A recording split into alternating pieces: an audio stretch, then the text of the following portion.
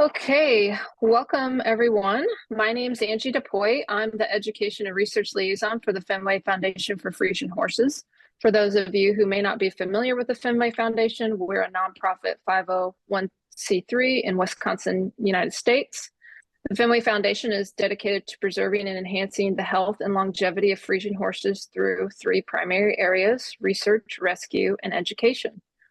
While we're waiting for everyone to get logged on, I just want to go over some quick administrative items. So you are all in listen only mode in the audience. We will stop periodically throughout the presentation to allow for questions. So when you have a question at any time during the presentation, please use the little Q&A button at the bottom of your screen in the toolbar, and you can just type your question in there. So today we have a fantastic webinar for you on chronic progressive lymphedema presented by Dr. Marijke Bries.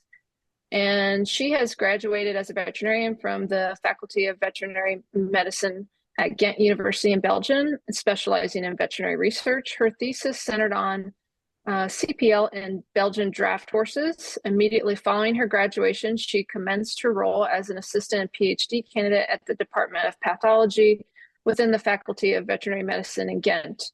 And as an assistant, she routinely conducts necropsies on horses affected by CPL, gaining substantial knowledge that she can integrate into her research regarding the causes and treatments for CPL. Marijke has delivered numerous lectures and informational sessions on CPL, and she collaborates closely with owners of affected horses. And her goal is to fill in the most important research gaps on this subject in the years ahead. Now I would like to turn the presentation over to Dr. Bries. Welcome, and thank you for making the time today to present this important information about CPL. Yes. So thank you for the introduction. I'm going to dive right into it because I've got a lot to tell you in a very short time. So I will start maybe in the classic way by just introducing myself a little bit more extensive. I just got trouble to get to the other slides. Yeah, there it is. Okay, so my name is Marijke Bries, as Angie already told you, and I'm a vet. I'm kind of specializing in CPL research because of my PhD I conducted at the Faculty of Veterinary Medicine in Ghent, Belgium.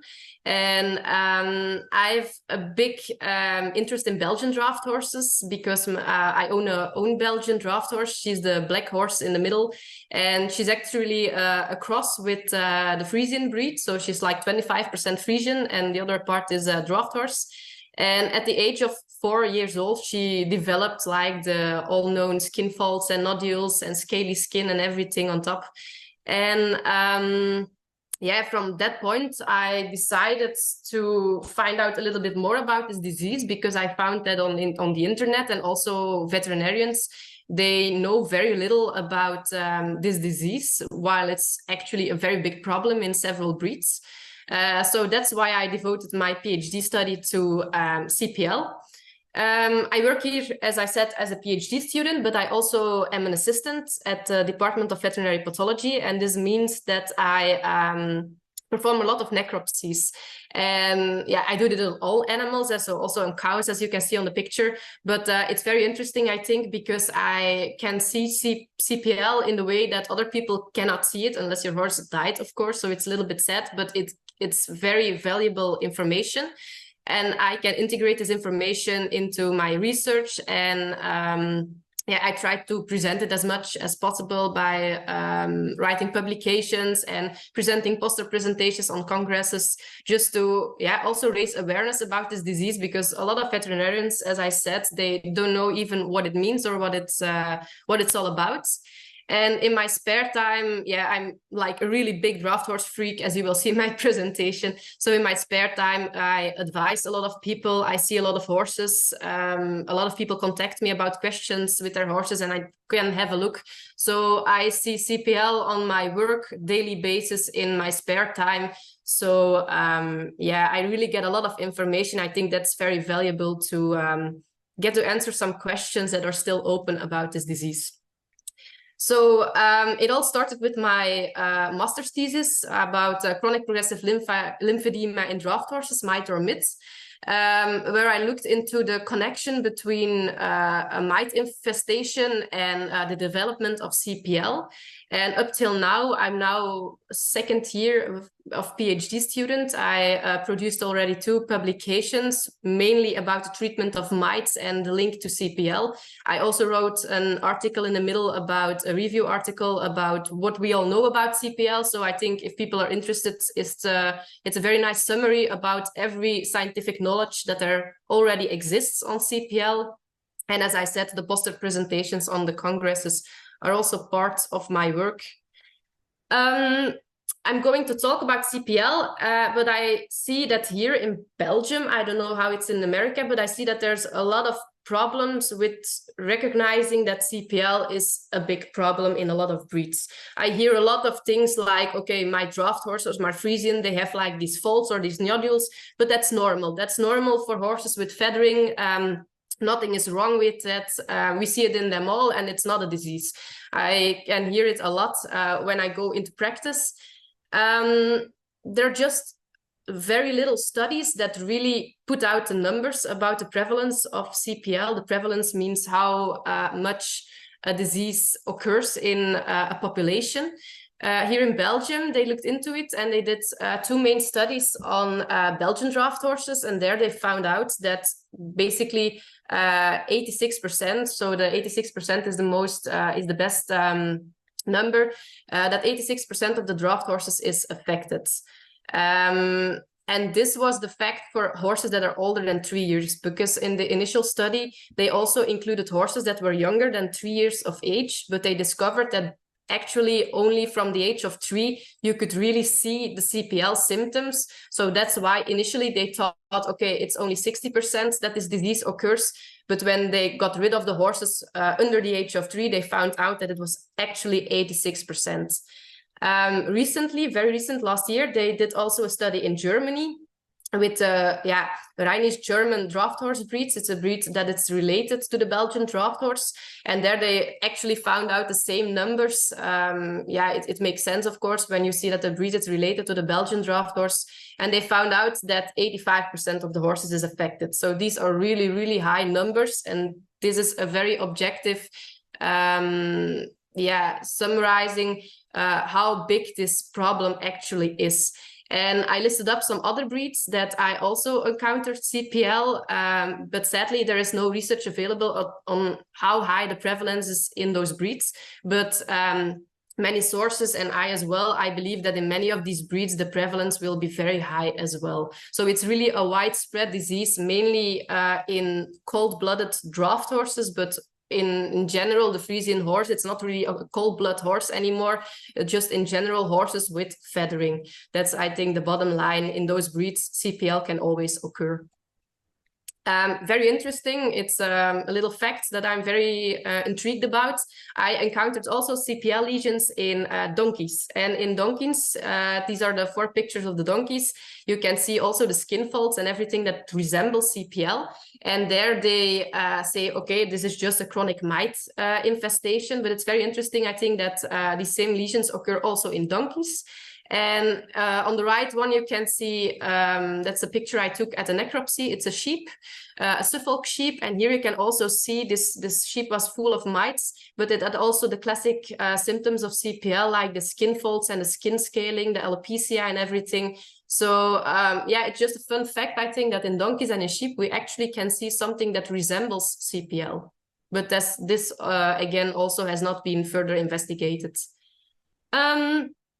Okay, so we will start with the beginning. How does CPL develop? And I like to present it to you as a vicious cycle of big problems, because this is what we know about CPL now. We have like main 4 factors in CPL, and that's one, that there's alterations in the elastin network in the skin. Secondly, that the lymphatics don't seem to function properly. The third one is fibrosis, and fibrosis, this means that there's a lot of connective tissue, that there's a lot of collagen, and connective tissue, it's basically, you can compare it to scarring tissue. So these horses develop a lot of fibrosis, a lot of connective tissue in their legs. And the last and 4th factor is inflammation. There's always inflammation present in these legs. And as you can see, inflammation can trigger elastin breakdown. Elastin breakdown will cause the lymphatics to dysfunction. Lymphatic dysfunction will result in fibrosis. So these 4 factors are all connected. And they also suspect that there should be a genetic compound in this vicious cycle. We just don't know which one. But just remember these 4 factors, that these are the main key factors and the things that we know already about CPL. And now we have to find out where it starts, of course, because if we want to prevent it, we have to prevent it from starting. So we have to look at one of these factors as the initiating factor. And there is CPL, it's called chronic progressive lymphedema. And this is because of, in the first years of the discovering of CPL, it was like in 2003, I think, people began to realize, okay, there is some disease going on those legs. They had no clue what it was, of course. And first thing they most of the time do, they go to look at other animal species, including humans, and they try to find some similar diseases to what we already know more about, with similar symptoms. And they did find something. I think you all can see that the human legs on the left side resemble a little bit the draft horse legs with a little bit of fantasy. They also have the skin scaling, the hyperkeratosis, the nodules, the skin folds, everything is present. So they thought, okay, this is a good candidate as a potential related disease. And this disease was called Elephantiasis nostrae verrucosa in humans. And it was caused, they knew it was caused by a primary problem in the lymphatic system. So that was the first step. They went to look at the lymphatic system in those horses to see if there was also something wrong. And yes, as you all know, here you can see that there's basically some kind of contrast fluids injected in the lymphatic system of the leg. And normally the lymphatic system should consist of all small, even vessels. And here you can see that they're like very, very big vessels that are all dilated, and there's stasis of the fluids. So it's really not good. So they found, okay, just like in humans, the lymphatic system is also affected. And the lymphatic system is very important for people that have not heard from it before or don't really know what it means. The lymphatic system has an important function in immunity, also clearing of waste products, and very important, it has a function in fluid homeostasis in the tissue. So when your lymphatic system doesn't work, you will have problems with fluid homeostasis. Another thing about the lymphatic system that's important to know in related to CPL is that the lymphatic system doesn't have a pump. Your circulation system with your blood vessels has a pump. We all know it, it's the heart, but that's not the case for the lymphatics. So they're all dependent on movement of the tissue around it to really pump it in, to pump the fluids from the tissues into the lymphatic vessels. So that's important to know, that they're really dependent on the tissue, basically, that's surrounding the lymphatic vessels. And the main problem here is, and they found it in Belgian draft horses with CPL and in other breeds with CPL like Clydesdale and Shire. They went to look at the tissues surrounding the lymphatics, and they found that there was a big lack of elastin. And elastin, it's everywhere. It's in all our skin, from every mammal and every animal. And they found that in horses affected by CPL, that this elastin was lacking, and it was like a very strange consistency. So it was really lacking, and that makes a big problem, of course, for the lymphatic system. Because as I told you, the lymphatic system, they can pump on its own. So they have to go with the flow, basically, go with the surrounding tissues and the movement of the surrounding tissues. And this they do by the blue lines. They are like anchor filaments, and they are connected to the elastic fibers in the skin. So every time the tissue moves, like when the horse walks or everything, these elastic fibers will move with it and will pull on the anchor filaments. And these anchor filaments, they are connected to the valves of the lymph vessels. So every time the horse walks or something in the skins moves, these anchor filaments will open lymphatic vessels, allowing uptake of fluids. So you can imagine when this system breaks down, or there are no of less elastic fibers in the tissue, that the lymphatic vessel will fail as well. Skin cells, they're very smart, they're fibroblasts, there's their official name. They can sense that there's not enough elastin. So they panic, of course, and they try to compensate the lack of elastin. But the big problem with elastin is that it can only be produced in fetal life and in very young animals. So when the animal is an adult animal, it cannot produce any good elastin anymore. They make something and it looks a little bit like elastin, but it's really deformed elastin that is not functional. So they try to compensate the mechanical forces that are put onto the skin by creating a lot of connective tissue. So you can see here already you have the lymphatic dysfunction, you have a problem in your elastin system, and then you got the fibrosis. So this is all connected, and this is also then the first story they tell, or the first hypothesis on how CPL develops. It all starts with elastin deficiency or elastin breakdown. This will cause lymphatic dysfunction and fibrosis, and this, of course, will result in the typical lesions associated with CPL.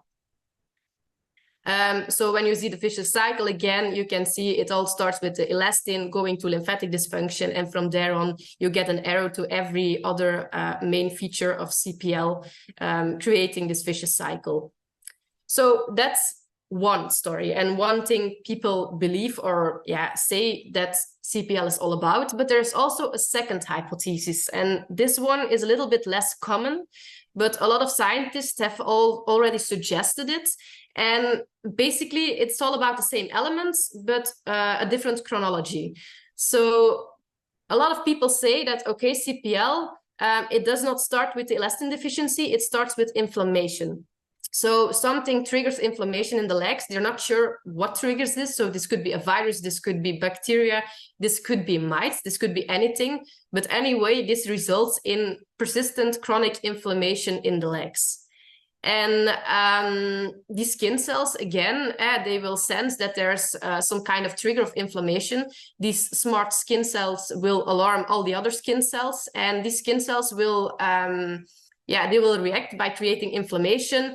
And inflammation, the neutrophils, for example, that are triggered by inflammation, they have the possibility to break down elastin. So there you get the factor of the elastin deficiency. These cells will also, when you have like chronic inflammation, you get scarring tissue, connective tissue. So you will get a lot of fibrosis. There's that factor. And as well, when you have a lot of fibrosis and elastin breakdown, your lymphatic system will not function anymore. So you get the lymphedema and the last factor of the vicious cycle. So basically the same features, but here they say it starts with inflammation. This causes fibrosis and elastin breakdown and lymphedema resulting in CPL. So you can see we always end up in the same vicious cycle with the same 4 elements. But the main problem is that people are still discussing where all this initiates. And this is, of course, important to know, because you want to know where you have to put a stop onto this vicious cycle, or where you can prevent CPL from developing.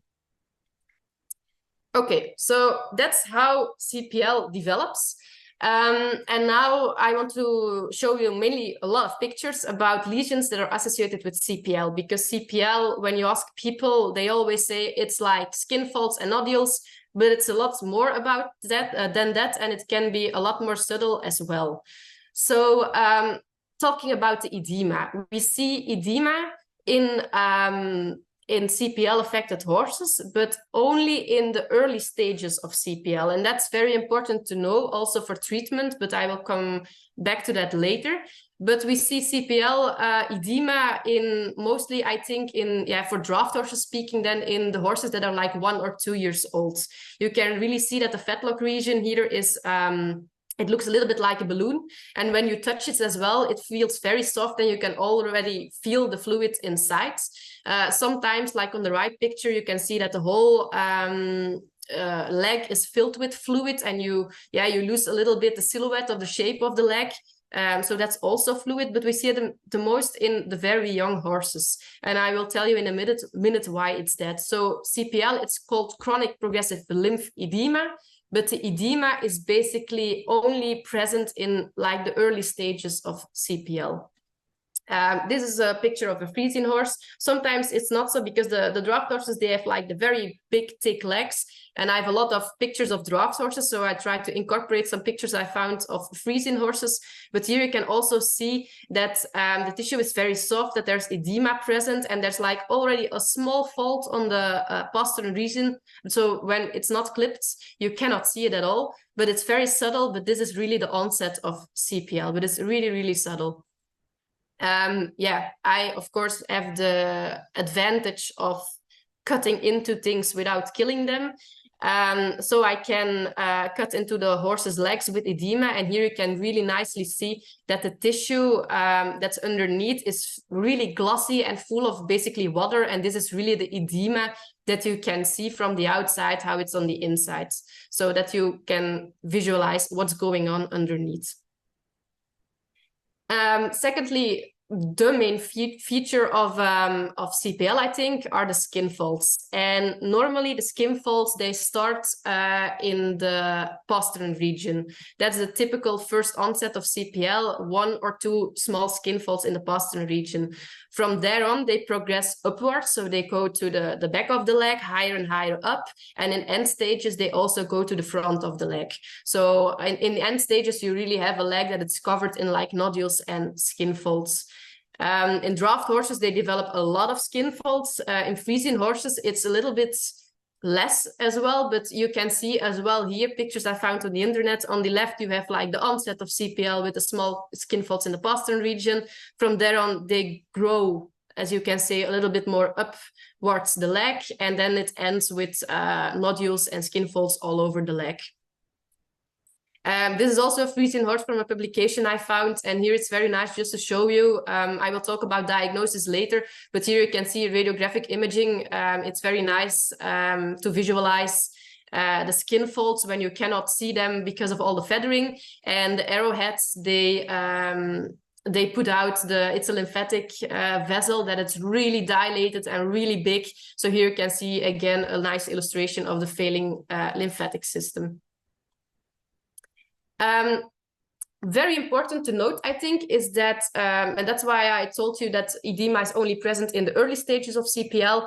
A lot of people think that because there's swelling of the legs and because there are a lot of skin folds, that all these folds are created by a lot of fluid that's underneath. But that's not true, because here you can see I cut into the skin folds, and all these skin folds, they are only caused by fibrosis. So there's no edema present in there, there's no fluid, it's really dry, and it's all scarring tissue, connective tissue, or collagen. So don't make that mistake that you say, okay, the leg is swollen and there are a lot of skin folds and that's all because there's a lot of fluid inside. That's not true. And I pointed out with the arrowheads that on the left side, you could see that the skin is really, really thick. It's like many inches thick.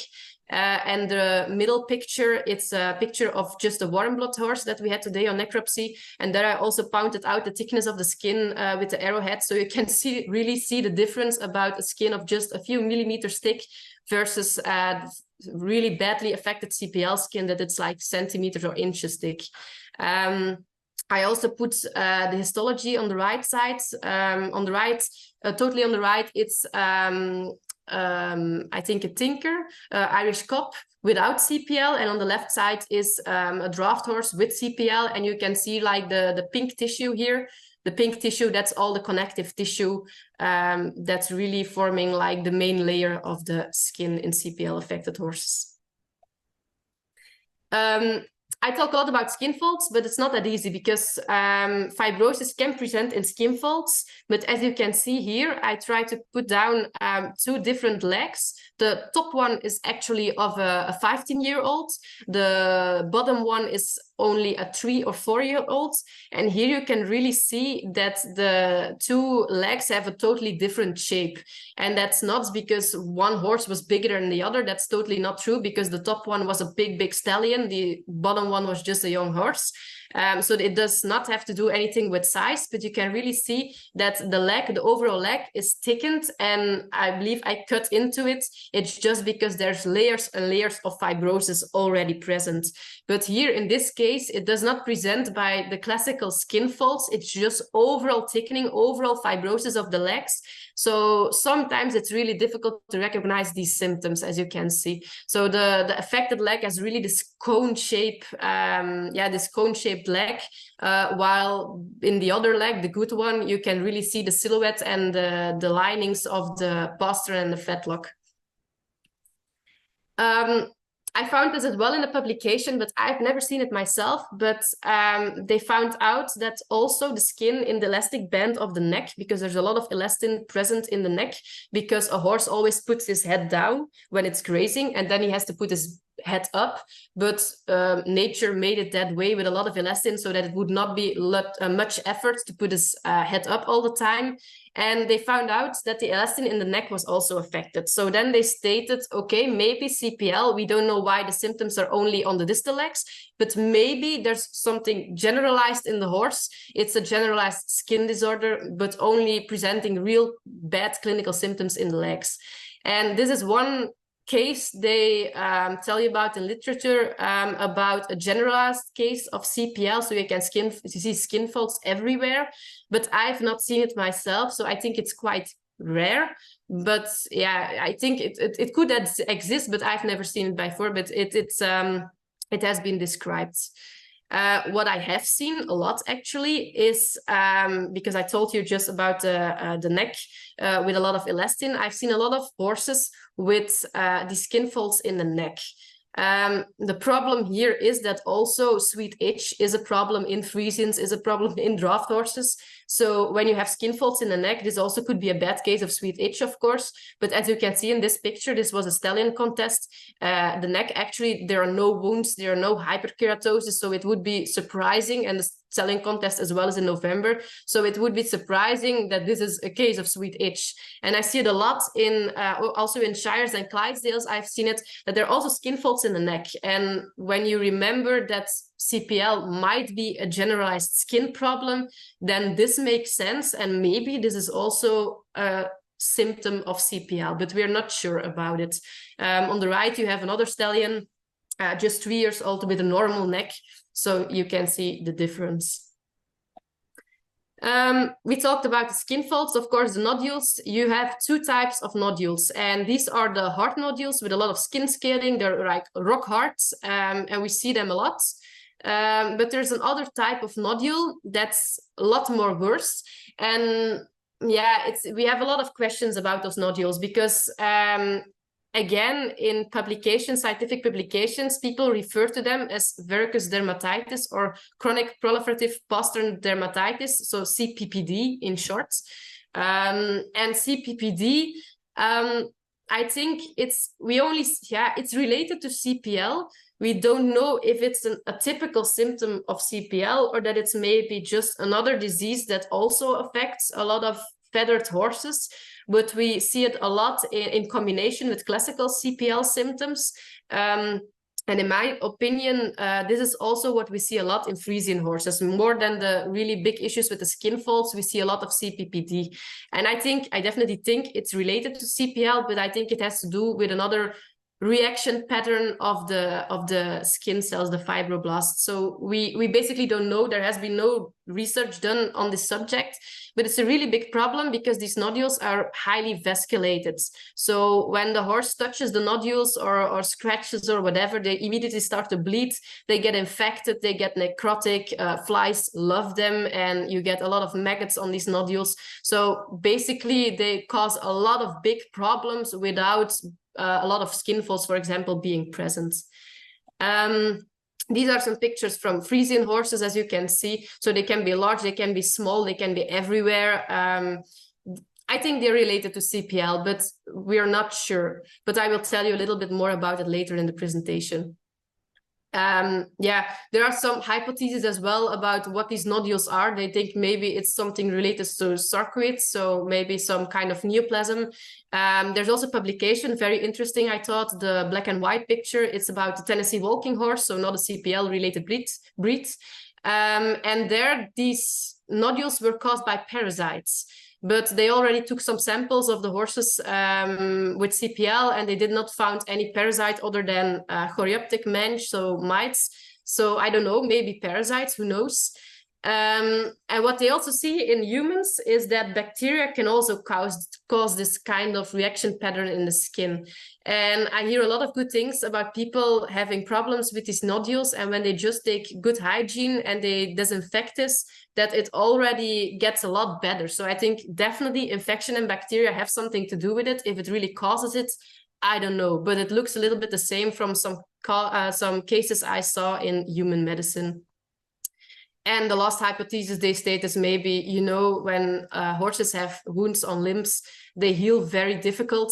And yeah, you get very quickly a lot of hypergranulation tissue. So this is just an overproduction of vasculated tissue as well when wounds are not healing very properly. And this, with a little bit of fantasy, looks the same. So maybe when a horse has chronic wounds, it results in those nodules. We don't know. And then one of the final symptoms of CPL is hyperkeratosis. And hyperkeratosis is basically, your skin constantly renews itself, and it renews itself from the inside out. So the skin layers, the top skin layers, they die, and then they get replaced by cells underneath. And so there is a continuous circulation of skin cells. And these dead skin cells, they initially form like a small layer on top of your skin. And these are the small skin flakes that we all have, of course. And normally, just by mechanical friction and everything, this skin layer, these dead cells, should fall off as skin flakes. But what happens in hyperkeratosis, the skin cells die, but they keep sticking onto the skin. So you get layer on layer on layer on layer of basically just dead skin cells. And this makes it the same. I think it's in English, it's called the calluses, and the calluses, I think, on the feet of human. Some people might know the problem. That's basically just the same. It's that skin layer on that skin layer. You can just peel it off. It's all that skin cell, but the skin easily cracks because it's getting very hard. And because of this cracking, wounds can develop and so on. And this is also what we see in CPL affected horses. They have like very thick skin with a lot of hyperkeratosis. And when they move, this skin can crack. And you typically see it on the backside of the carpus, the front knee, and on the front side of the hock. And we think that it's because there's like a thick skin layer of dead skin cells on top of it. This is the place where the skin gets a lot of traction because of the movement of the joints. So basically you get a horizontal crack. And this is what they call melanders and cylinders. So typically melanders on the front leg and cylinders on the back leg. And we also see it a lot in Friesian horses, in CPL horses, in cold-blood horses. We see it a lot, and they can cause a lot of problems. So as I said, wounds are also typically for CPL, but they are mostly the result of the hyperkeratosis cracking from the melanders and cylinders, as you can see on the pictures. But horses also get a lot of wounds on their legs themselves. And we see it a lot because the CPL horses are very often itching and they scratch their legs against each other, and thereby they create these wounds. So various wounds because of all primary symptoms of CPL. A last thing related to CPL, a lot of people don't notice, but basically your hoof is also just skin. It's just skin that has a little bit a different composition than normal skin on the leg of the horse. But we see a lot of CPL horses with, this is actually the hoof of a Friesian horse with very, very bad hoof horn quality. And this makes sense because there's something wrong with the skin in all of the leg of the horse. So it's normally that the hoof horn would also be affected because it consists of keratin. So the same thing, they are affected by hyperkeratosis. So there's something wrong in the overall metabolism of the skin cells in the leg. So naturally, the hoof will also be affected. So we see a lot of bad hoof horn quality in CPL affected horses. The same accounts for the ergots and chestnuts. They also consist of keratin. And when there's something dysregulated in the rest of the skin with the keratin, it just makes sense that these parts are also dysregulated, and you see typically that they are like splitting up a lot and that they're like getting very, very big and very long. You can just easily cut them. The horse, it's not a problem for the horse. The hoof, of course, it does, but the ergots and the chestnuts, they don't cause any problems, but just trim them because they can cause wounds when the horse scratches its legs against each other. Okay, so that were the primary symptoms of CPL, but there are a lot of secondary complications as well. And secondary complications, they mean that they can happen in any horse, but just CPL horses are very prone to developing these secondary complications. The first one you all know, I think, is lymphangitis or cellulitis.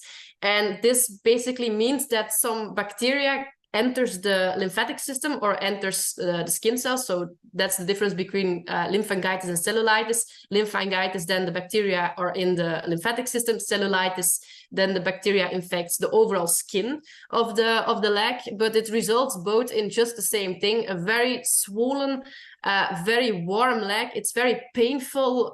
It's huge, as you can see on the picture. And the horse will also often present with fever and real pain. And this is really an emergency, because in a very acute phase, you can heal it by giving your horse antibiotics, anti-inflammatory drugs. They also put around some compression bandages just to keep down the swelling. Because what's the very big risk in CPL horses? As I told you, CPL, one of the main factors is fibrosis. So they easily develop a lot of connective tissue. And what happens when you have a lot of inflammation in the leg, like here, and you don't do anything about it, or the inflammation persists, then the cells will immediately react by creating a lot of connective tissue. So when you don't get to downsize the swelling very quickly in CPL affected horses, you are at very high risk of developing a permanent swelling. And this was the case for this horse. I got a picture a few years ago. I don't remember exactly, but I think the horse already had the swelling for like several years. And so it was typically in a chronic phase. It was cold. There was no infection present anymore. The horse was not lame. He was not painful, let's say, because movement is restricted because of the swelling. But nothing can be done about it anymore, because it's already filled with connective tissue, and connective tissue is permanent. So you just have to do a lot of wound care, because there's a lot of stretch on the skin, of course. But otherwise, the horse basically doesn't it's not in pain anymore. So there's no present inflammation, so it's not in pain. So horses can live with this. Try to prevent it, but horses can live with this kind of leg, although it looks very bad. And CPL horses are just very prone to it, because they have a lowered immune system, because their lymphatic system doesn't work properly, and because the skin barrier, they have like continuous wounds everywhere. So bacteria can just enter very easily. And this is the case also for the Friesian. You may recognize the hooves as well, but you can see that the postern region and the fetlock are also completely swollen. This will also probably be permanent.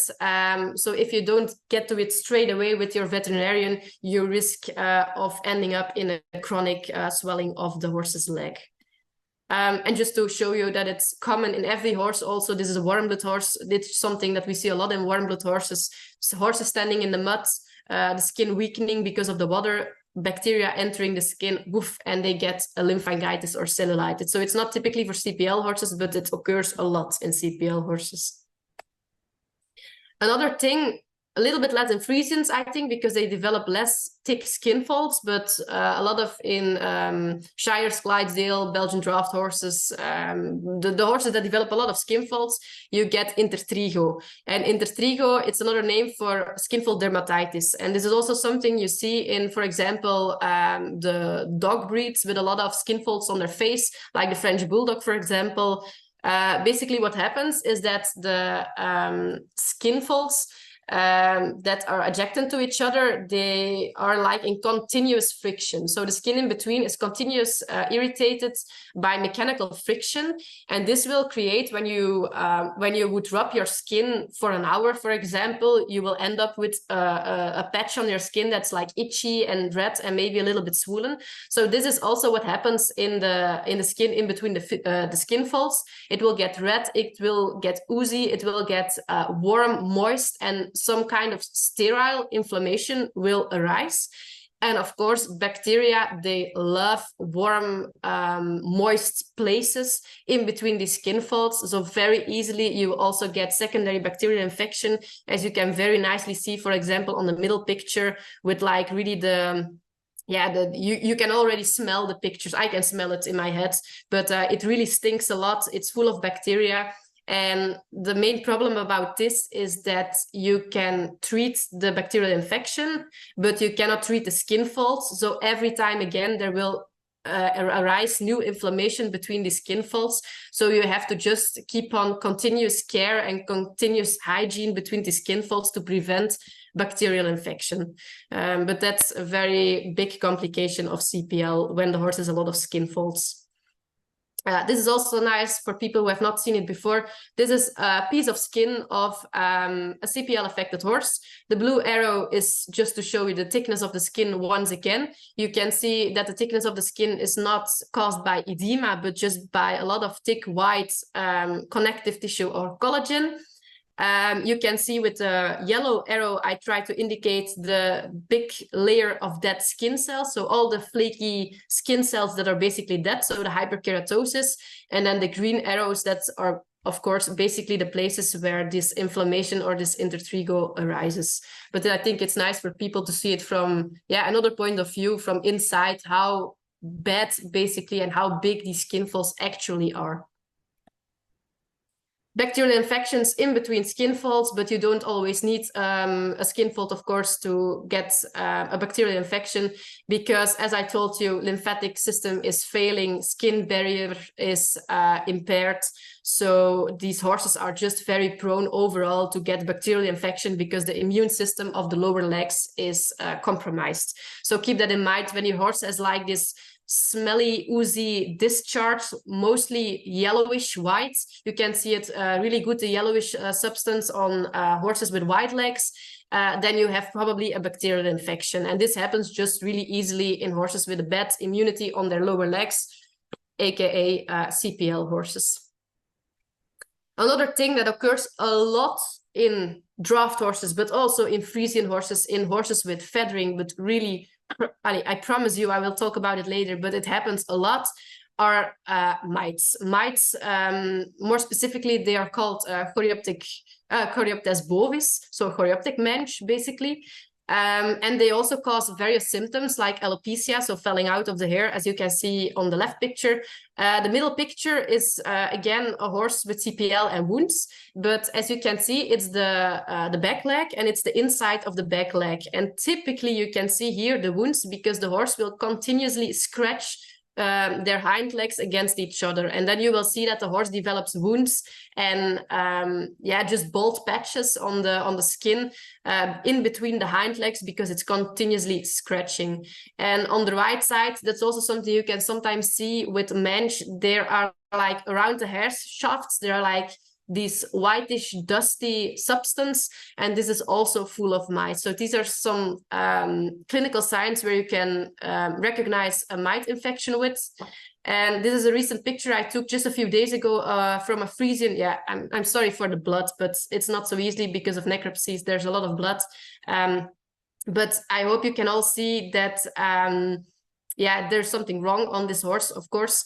It's a Friesian horse, and this horse was like full of mites. So here you can see on the hair shafts, once again, the whitish dust full of mites, a lot of hyperkeratosis, and the skin was already thickening. I tried to cut a piece out so you can see normally the skin should just be some millimeters thick, and here you can see that it's already thickening and getting fibrotic, but less severe, of course, than in the draft horses.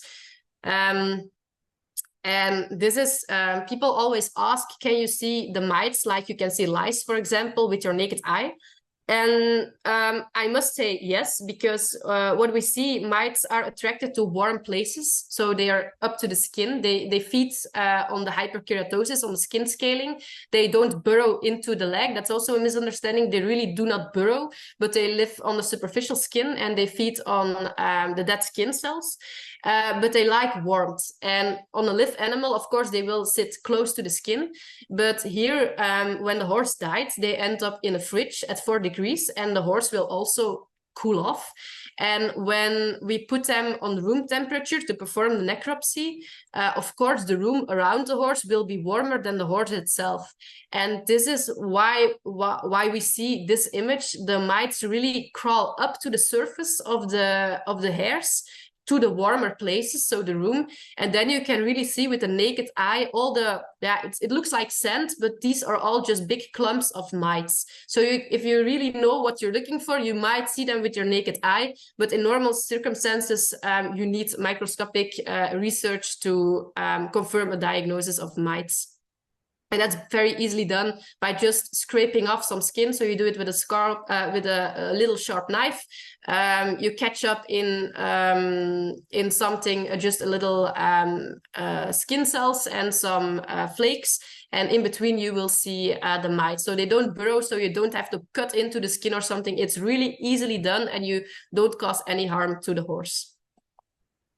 So as I said, these mites live on the skin surface. On the left, you see like a histological image of the skin, and the pink layer are all the dead skin cells that are very abundant in CPL horses, and the arrowheads are just cross sections between the mites that were still sticking onto the skin. So you can really see that they're on top of the skin, feeding on the hyperkeratosis, feeding on the skin scaling, and they're not burrowing into the skin. Mites can burrow into skin, but not the Choreoptes mites that we see in horses. And of course, I have to show you the nasty pictures, because everyone has seen them. If you have a CPL horse, when you get wounds, especially the CPPD wounds, mites, maggots, flies just love them, and you get like these very nasty infections. So I will tell you a little bit more in a minute about the treatment of this, but here you have to get rid of the infection, of the inflammation first, and then you will get rid of the maggots, of course, because they're attracted to moist, to bacterial infection. So mainly maggots are a sign that some bacterial infection is going on in between those skin folds or nodules. And then something short about how to diagnose CPL, because that's a question I get asked a lot. Has my horse CPL, yes or no? And problem is that we don't have a real good clinical test for just saying, okay, your horse is affected or your horse is not affected. We have to, I think the best way to diagnose CPL is just by palpation and to recognize the symptoms, because you can see the symptoms. So you should just recognize them together with the breed and everything. It's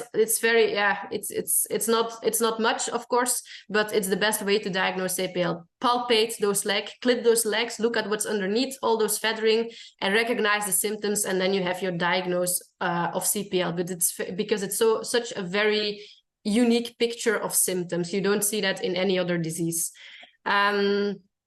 Some people ask me if you can perform a biopsy to diagnose CPL, and I must say yes, but there are some remarks on that, because a biopsy, it will create a wound. You have to be aware that it will create a wound, and this wound, of course, when you already have an impaired immune system, it's a risk to make more wounds in a CPL affected leg, of course. And that's also because a normal punch biopsy, as you can see on the picture, it goes like, I don't know, I cannot calculate in inches, but 1.5 millimeters. So it's like a finger thick, let's say, into the skin. So that's okay.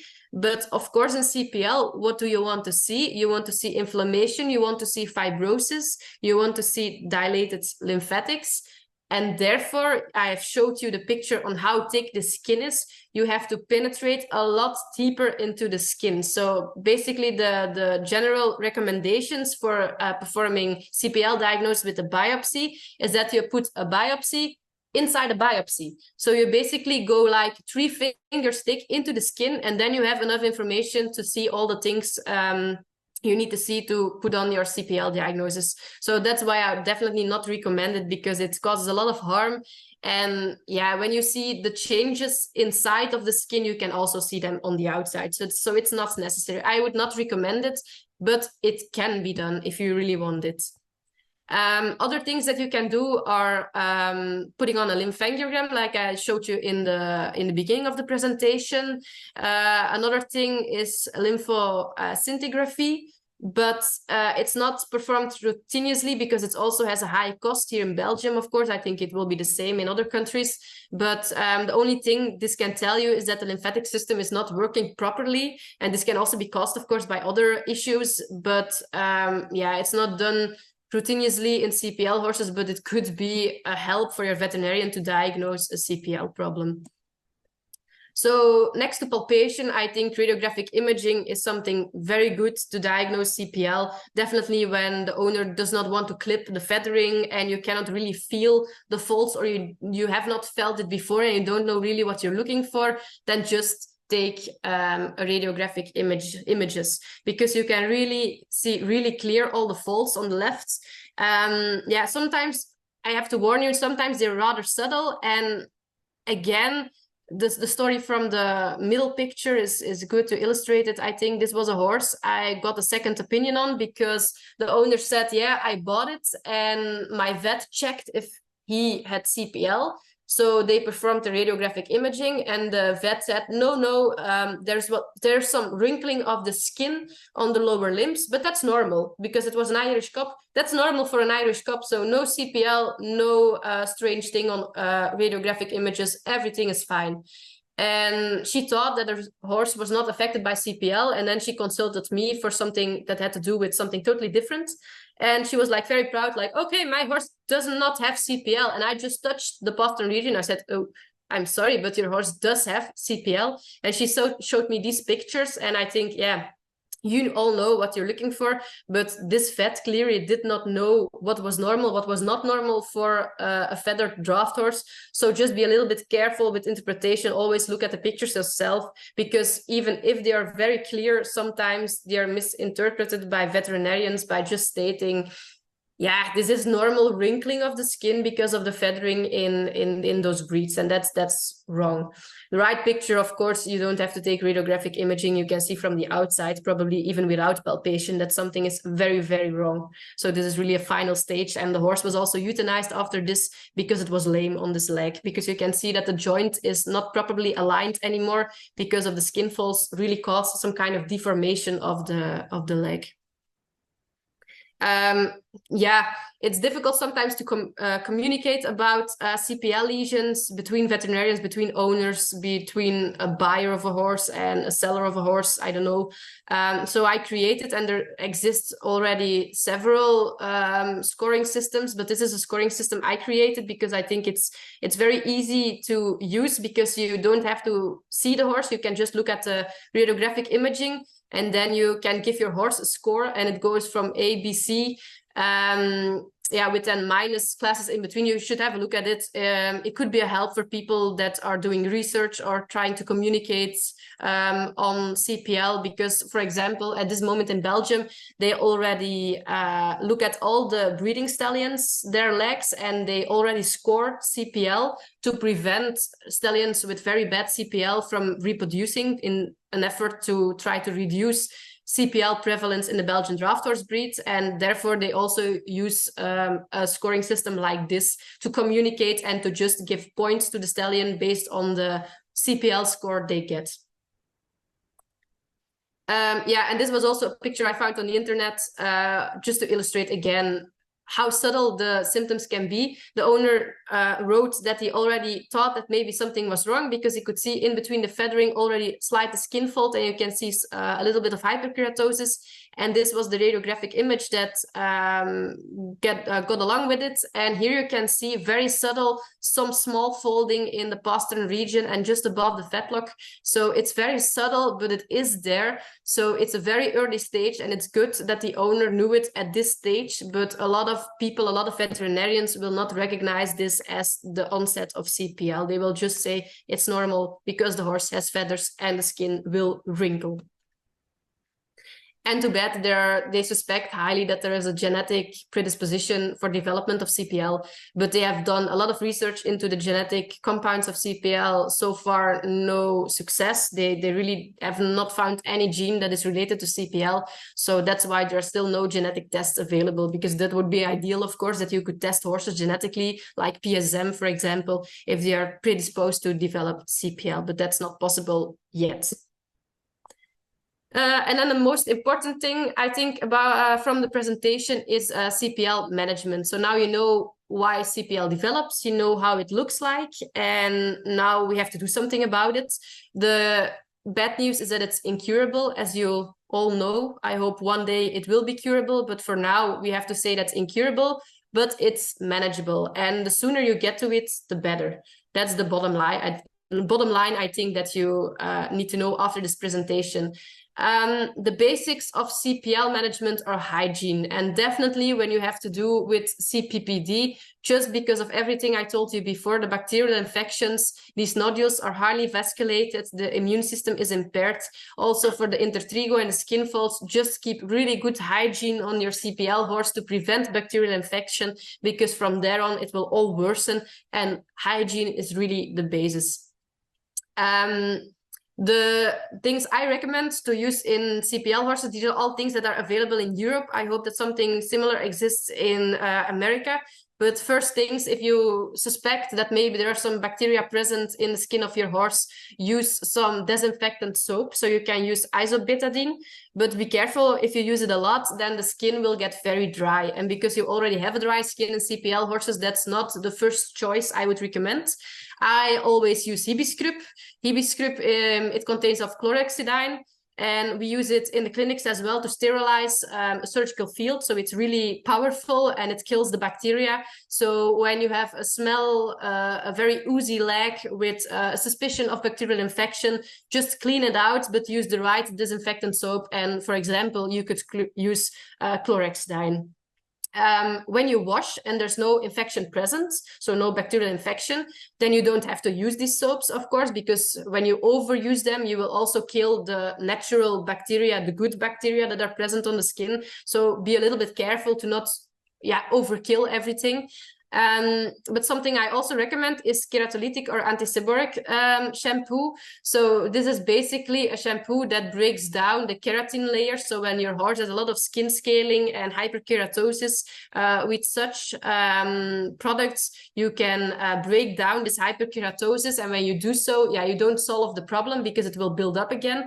But when you do this on a regular basis, the hyperkeratosis won't not get this big and the skin will not crack that easy.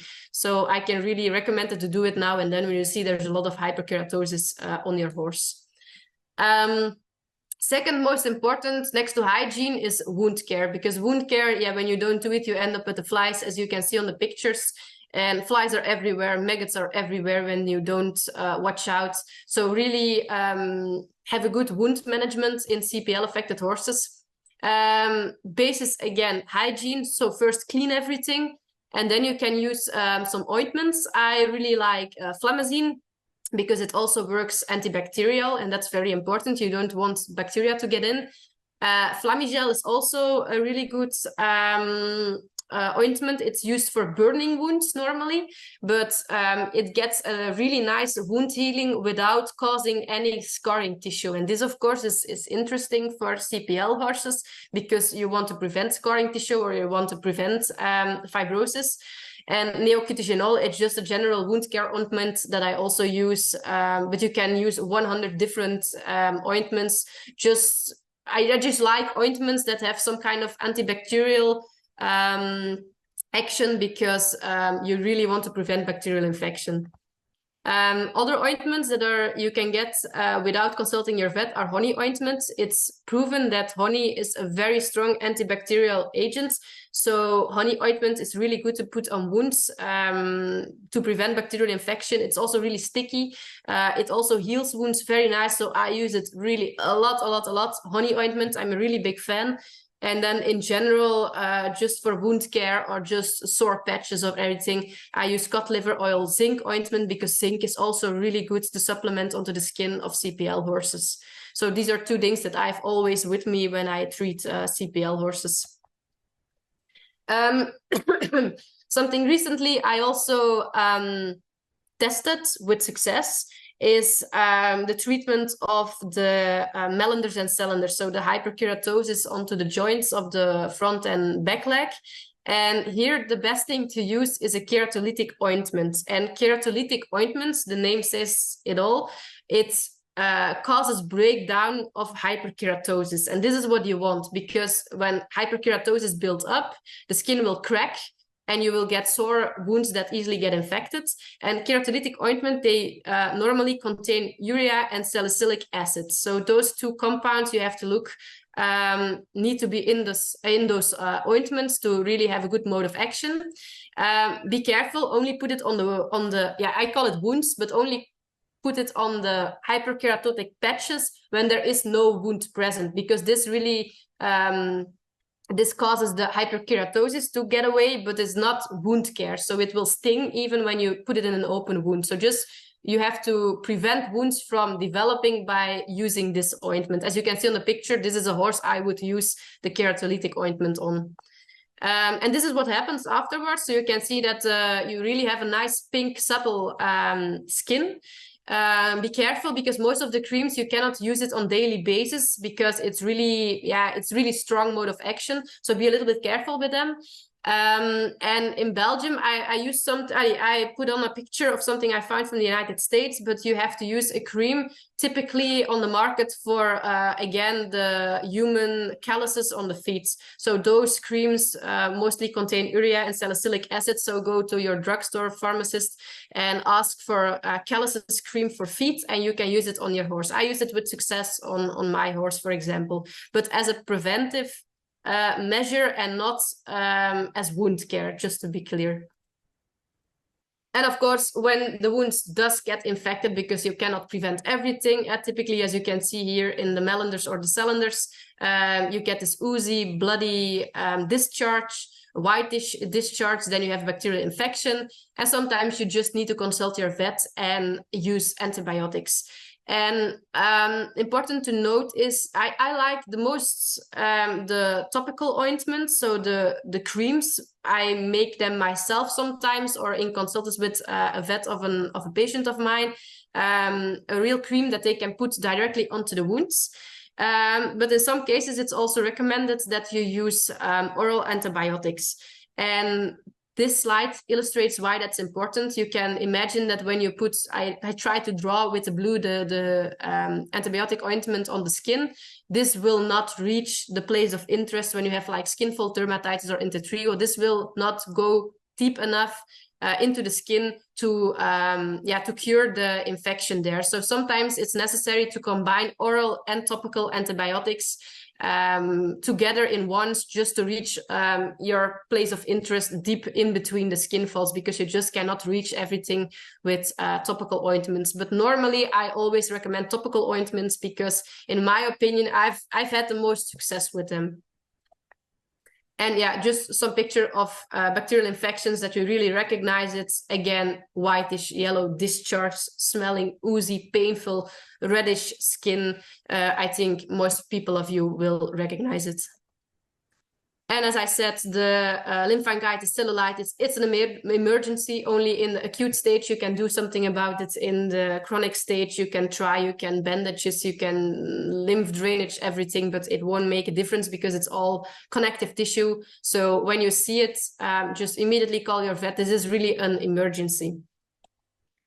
And then the parasites the most common, as I said, the mites and the maggots. How can we prevent those from happening?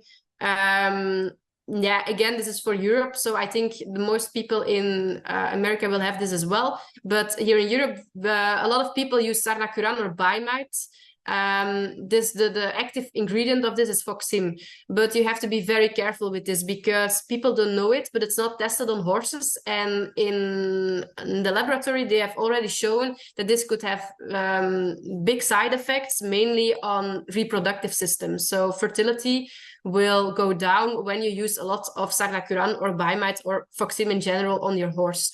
But yeah, people don't know this, and this is in Belgium the product that people use the most. It's also very labor intensive because you have to wash the horse with it, so it's not easy when your horse has a lot of feathering.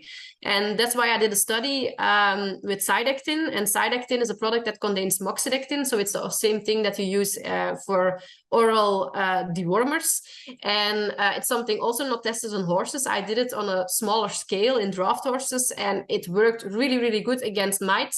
And you just have to basically pull up some moxidectin or Cydectin in a syringe, distribute it on the skin of the lower legs, and that's it. So it goes systemic, so you don't have to cover every inch of the leg.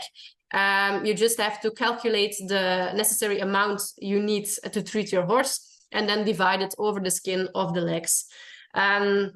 Moxidectin, a big warning sign here is that it cannot be used in young horses or horses with very low body fat, because then it can be toxic because it accumulates in the bloodstream and in the fat. So be careful when you have young horses, don't use Cydectin on a yearling. Let's say I start treating them when they're like above the age of 1 year old, and when they're like in good body condition.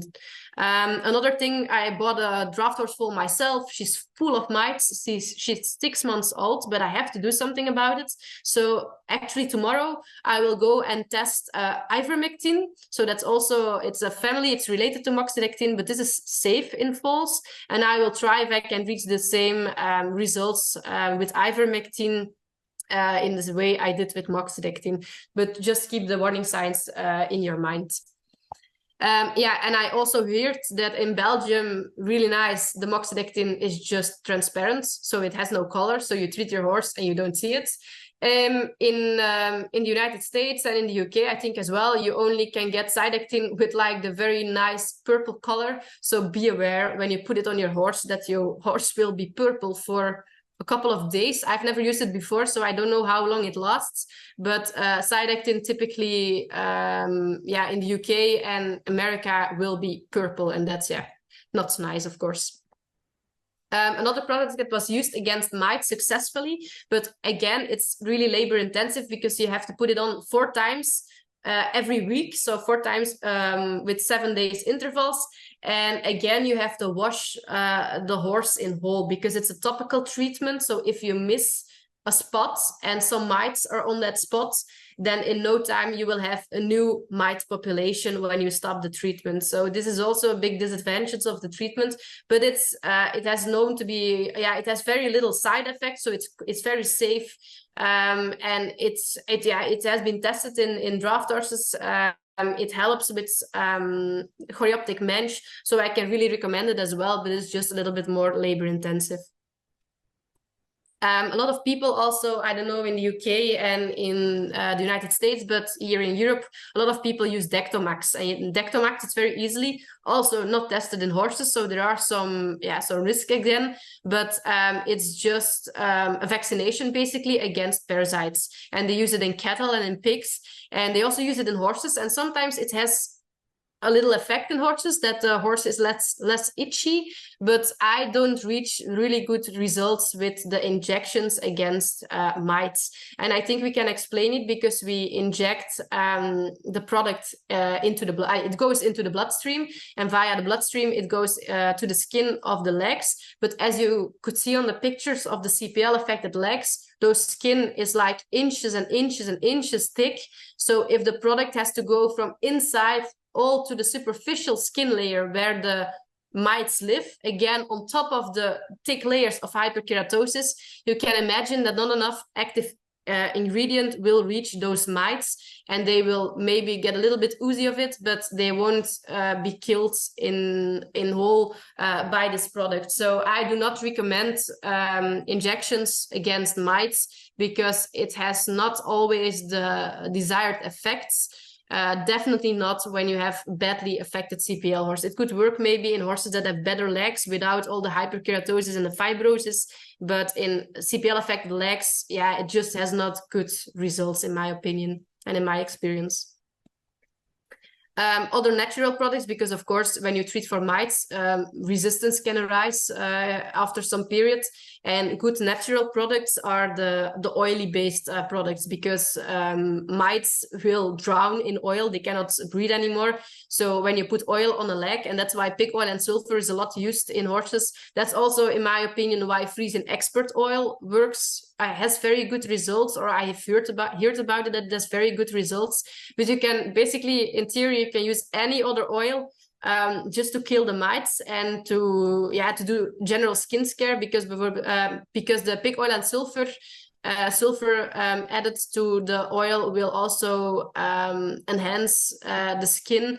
So you can do skin treatment with it, but you can also kill the mites with it. So I think oil in general is a big go for CPL horses.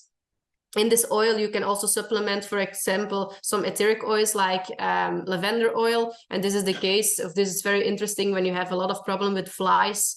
Flies and maggots don't like lavender. So when you put a little bit of etheric oil in, for example, the Frisian oil, then flies will not get so easily attracted to the legs of your horse. And when you really have a big fly problem, you can use the chemical solutions, but again, they're not tested in horses, so be a little bit careful with them. But they're tested in cows, for example, and you have good results there. With Spodinor, it's also a pour-on topical product, and they also prevent fly strike and everything, but it's not extensively tested in horses, but I know that some people use it with success in their horses. Other things are the summer fly cream. That's really good when you have open wounds and you want to cover those wounds, because they're soothing, they're antibacterial, so you're performing wound care, and in addition your wound is covered by an ointment, so the flies won't reach inside the wound, so you don't get a maggot infestation.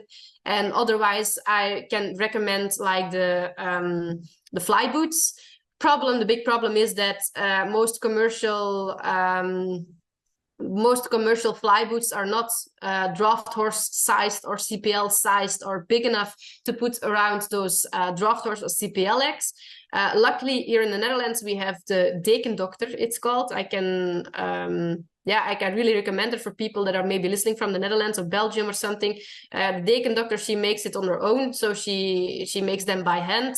And as you can see on the bottom picture, she makes them by the size of the legs of your horse. So you can just send in measurements, and it's easily to make custom-made fly boots. And sometimes they're really necessary, especially in horses with very big, deep skin folds, where there's like continuously intertrigo, or otherwise you will continuously be battling the maggots infestation. So you really should look for fly boots if you have a horse with very thick skin folds. Of course, we talk about chronic progressive lymphedema. In chronic progressive lymphedema, the basis treatment, if you look it up, the basis treatment that everyone recommends is lymphatic drainage. And I did a course myself, and I think it's very interesting. I think it's very helpful in the overall or the general health of the horse. But there are some side notes that you have to take into account when you're treating CPL affected horses. And these pictures are very good examples from horses that would benefit from lymphatic drainage. As you can see, these are horses with all present edema, like the little balloon in the fetlock, the overall swollen leg with a lot of fluid inside. In these cases, performing lymphatic drainage could reduce the overall lymph swelling and would be a really good thing to do. But this is because of course, for lymphatic drainage, for people who are not familiar with it, someone will touch the skin and move the skin slowly around, massage the skin basically. And by doing so, they will activate the anchor filaments, and they will activate the lymphatic vessels and open them and close them. And by doing so, they actually create the pump mechanism that enhances lymphatic and fluid from the tissue to be taken up by the lymphatic vessels. So what normally happens when the horse walks, if it's not enough, when the horse walks, you can manually enhance that fluid uptake by moving the tissues. But this is only beneficial if you have fluid inside your tissues, in some cases of CPL, in the early stages of CPL, and when you touch your skin, that your skin is movable and mobile, because in these cases, the very the worst cases of CPL, the end stage of CPL, you can perform lymph drainage, you can try, but you can touch the skin and no way that you will move the skin inside, or that you will promote fluid uptake. One, because there's no fluid inside, there's just all connective tissue, all collagen, there's just no fluid to be moved.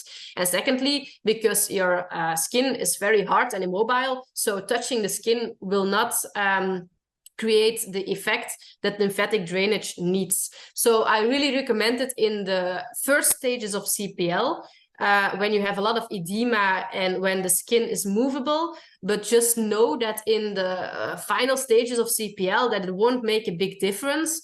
But lymphatic drainage does not only enhance fluid uptake, but it's also really good to boost the immune system. So when you do it in your overall horse, it can be an additional therapeutic or management thing you can do to support your horse and to manage CPL, but it will not reduce any swelling in advanced CPL lesions. That's just important to know. Another thing they also do are compression bandages. I've seen good results with it, but I'm not a big fan, because again, you're compressing the tissue, but you're not solving the problem. So when you put them down, it will just come back in one or more, in 1 day, 2 days, 1 month, 2 months, I don't know. But I don't know. I've seen good results with them, but I just don't really understand. When you have like the beginning stages of CPL, it's really good to prevent fluid buildup, to prevent edema. But when your horse's leg is all fibrotic, there's no fluid to be pushed out. So compressing the tissue will not really ease the symptoms. So I don't know what I think about it. I've also not much experience with it, I must say. I see good things, good results with compression bandages, but because these ones are from Equilymph, and it's nice because you can add pressure more distally and less proximally, so in the upper leg, so that the fluid is really pushed upwards out of the leg. That's also really important. So they're not the same as just regular bandages. So I get what they're trying to do. I see why it sometimes works, but it's not the first thing I would recommend in CPL horses. But I must be careful because I've not a lot of experience with it, but just my gut feeling and the scientific knowledge I have does not explain the big beneficial use of this in advanced stages of CPL. And then, of course, if you're really desperate, you can try surgery. And they already did some cases. This one was one that was published, and this is more like the CPPD nodules. They can be easily surgically removed. You have to use special surgical techniques. You cannot just cut them because it will bleed and will not stop with bleeding. So you have to use electricity to burn down the blood vessels, or something else that during surgery will cut off the blood circulation in those nodules, because otherwise it will bleed like hell. So they did in this case, and it had a good result. They had no relapse, but they stated themselves that there was like a lot of post-operative care. So they don't recommend it actually in horses, because as you can see, the leg, it looks horrible. It looks horrible. The horse was in a lot of pain, so they had to be for several months on pain medication, continuous wound care. So you have to do a lot of post-operative care. But sometimes, if you really have like one large nodule, I can imagine that you want to try surgery to cut that one nodule off, because if that nodule is continuously bleeding and attracting maggots, it's easily to help your horse with just getting rid of that one nodule. But if it's really diffuse, I would not recommend surgery. They also did another technique, and that's called epidermal shaving. I don't have any pictures of it, but they did it here apparently at the faculty here in Ghent, where I work. And epidermal shaving, the word says it itself, they're just going to shave off skin layer by skin layer, and by that they try to not only get rid of the nodules but also by the skin folds. So they kept on shaving until they had like a normal shape of leg. But here relapses were reported, and again the surgeon would not recommend it because there was very intensive postoperative care. And this is also a testimonial from someone that had, from Sweden, I think, Anna.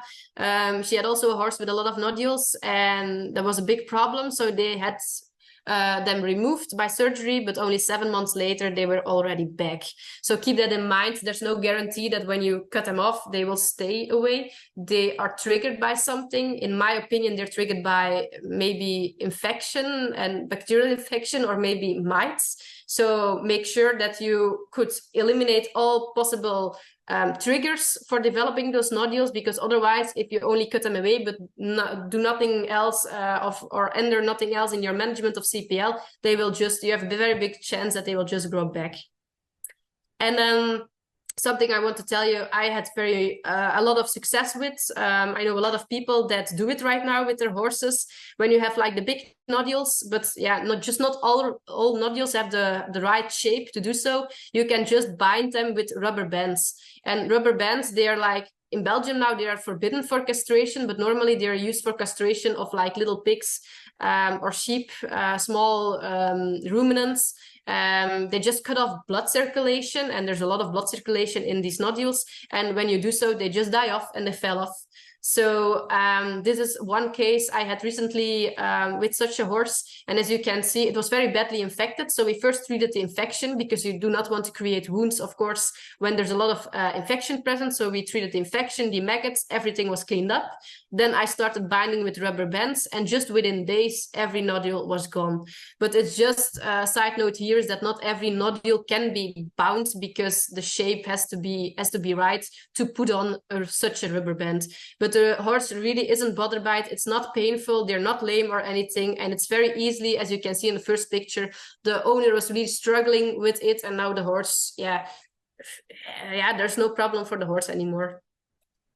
Another thing that people did, I've not witnessed it myself, but I totally get why it makes sense.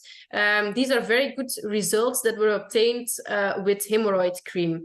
And hemorrhoid cream, they have a mode of action where they cause vasoconstriction. So they basically, again, cut off blood supply, and then you get the same effect as with surgery or with rubber bands. When you cut off blood supply, the nodules will die. And this could be a very interesting thing, because not all nodules can be bind off by rubber bands. So here, I think they washed the leg with disinfectant soap very often, and they used it for several months, the anisole cream, but eventually the nodules, they got all swollen red, they were very bloody, and then they fell off. So they reached very good results with hemorrhoid cream, with anisole cream, I must say, because it has a very typical ingredient list. So do not use any hemorrhoid cream. Try to use hemorrhoid cream with the same ingredients, because I think it could make a difference. But this is also very interesting. If this really works that good, as you can see in the pictures, then it would be a good solution for a lot of horses, especially Frisian horses, I think, that are encountered a lot with those kind of nodules. And then the last thing about CPL, this is the last thing I want to tell you. Is CPL related to nutrition? Yes. Do we know how? No, not quite yet. We see two things. We see that when you, they've already proven it, when you give horses a diet high in concentrate, so a lot of sugar and starch, and horses that are fed, for example, haylage. Yeah, you have hay and haylage. So I think I say it right, haylage in winter, for example, then the CPL scores get worse. So it's not that you can prevent CPL from developing by entering your diet, but you can ease the symptoms by entering, adapting your horse's diet to his CPL condition. So how can we explain this scientifically? I'm not totally sure. I found only a few publications about it, and they found that when horses were given a diet high in sugar and starch, that the inflammatory cytokines in the horse were raised. And cytokines, when cells try to communicate, they cannot talk, of course, but cells talk with each other by sending out little messages, and these messages are called cytokines. So they're little molecules, and they send them out when one cell senses, oh, we're like in a state of inflammation, something is happening, we should do something. Then they send out cytokines, and these cytokines will communicate to other cells, and they will recruit other cells and initiate inflammation. So they're very important in cell communication and very important in triggering of inflammation. So you can understand when you give your horse a diet high in sugar and starch, they found that the inflammatory cytokines were raised in those horses. So when you have a horse that's already prone to inflammation, when you give them food that enhances this inflammation, then of course it's easy to declare that this horse will easily develop wounds and infections. So that's the only scientific explanation behind nutrition and worsening of CPL symptoms I have. But we see it really, we see it, I've heard it from too many people to say that nutrition has no influence. And the most important thing I hear is that they put horses out on the field in spring on the fresh, new, green grass. And then at one day, they immediately get like the melanders and the cylinders. That's really closely related. I don't know why exactly, but that's something we observe, and we cannot ignore it because I've observed it so many times. You put your horse on fresh grass and the hock will cut. There will be pure cuts in the hock. So it's really strange, but I think it's really connected. Okay, so that was basically my presentation. I just very shortly want to tell you a little bit more about what I'm planning so that you know what I want to try to figure out and do in my PhD, so in the continuing years. So what kind of questions I'm trying to solve. First thing I said, we did a review. So it's, I think, an interesting summary for people that want to, that just want to read everything about CPL scientifically that we know. So I summarized that to start with. That was a good beginning for me to know everything. What's the state of the art? What do we know now? Secondly, I told you about it. I tried amoxicillin to treat CPL symptoms, and I saw that when you treat mites in CPL horses, you really get a big improvement of the CPL lesions. So these mites are very important in the pathogenesis, in the development, maybe in the triggering of inflammation that might cause CPL.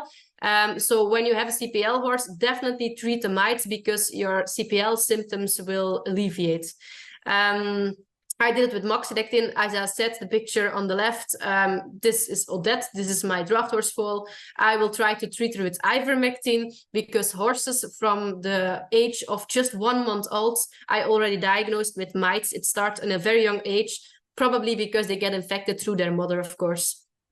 What will I do as well? I always say that mites are a very big problem in draft horses or feathered horses in general, but I will also prove this. So I will elaborate a big study on just the prevalence of mites in the draft horse population. And I will look into the warm blood population as well, just to see if these mites only like feathered horses or that they also occur on warm blood horses without causing any symptoms. So a little bit deeper into the mite story. Then I will also see these mites, could they really be a trigger of inflammation? I suspect that maybe there's a hypersensitivity reaction to these mites, that these horses are actually allergic to mites. So we're going to perform intradermal hypersensitivity testing with those mites in horses, CPL-affected horses. And what I'm doing now at this moment, we're elaborating this study. We're looking into maybe a congenital and genetic factor that might be present. Why are these draft horses so prone to developing CPL? Is there maybe something congenital? So is there something already wrong in the skin when they are born that that makes this breed more susceptible to developing CPL compared to warm blood horses? So we're just collecting skin of very young horses and looking at alterations in that skin and comparing them to warm blood horses to see if there's something congenitally different in those horses. And of course, I told you about the vicious cycle of CPL, the chicken or the egg story, what came first. We want to know where CPL starts. So we're going to do a screening across all CPL stages histopathologically. So we will do microscopic research of skin samples I can take in a necropsy room to see what lesions develop in which states. If the lymphatic system works in the initial stage of CPL, maybe that's not the initial problem. Maybe it's caused by an initial inflammation that is present. So we're going to answer the chicken or the egg question, hopefully, by just screening all the CPL stages and see what's different in each state. We will not only do it microscopically, but we will also look at the horse's genes, because when you look into different stages of CPL, you can do transcriptomics. Most people of you have not heard about it yet, but then you can really see all the genes that are expressed in the horse and which processes or pathways that are upregulated. And by that, you can see what part of the immune system might be triggered in the development of CPL. And of course, if I say that CPL might start with inflammation caused by mites, then we also have to see what happens if we keep horses free of mites. Do they also not develop CPL? Because then we've answered that question. For example, my horse Matilda, I told you in the very beginning of my presentation, the only thing I do now, she had CPL when she was like 3 or 4 years old. She had like the skin folds, the nodules, the hyperkeratosis, everything. She's now 12 years old, and these are pictures I took last summer.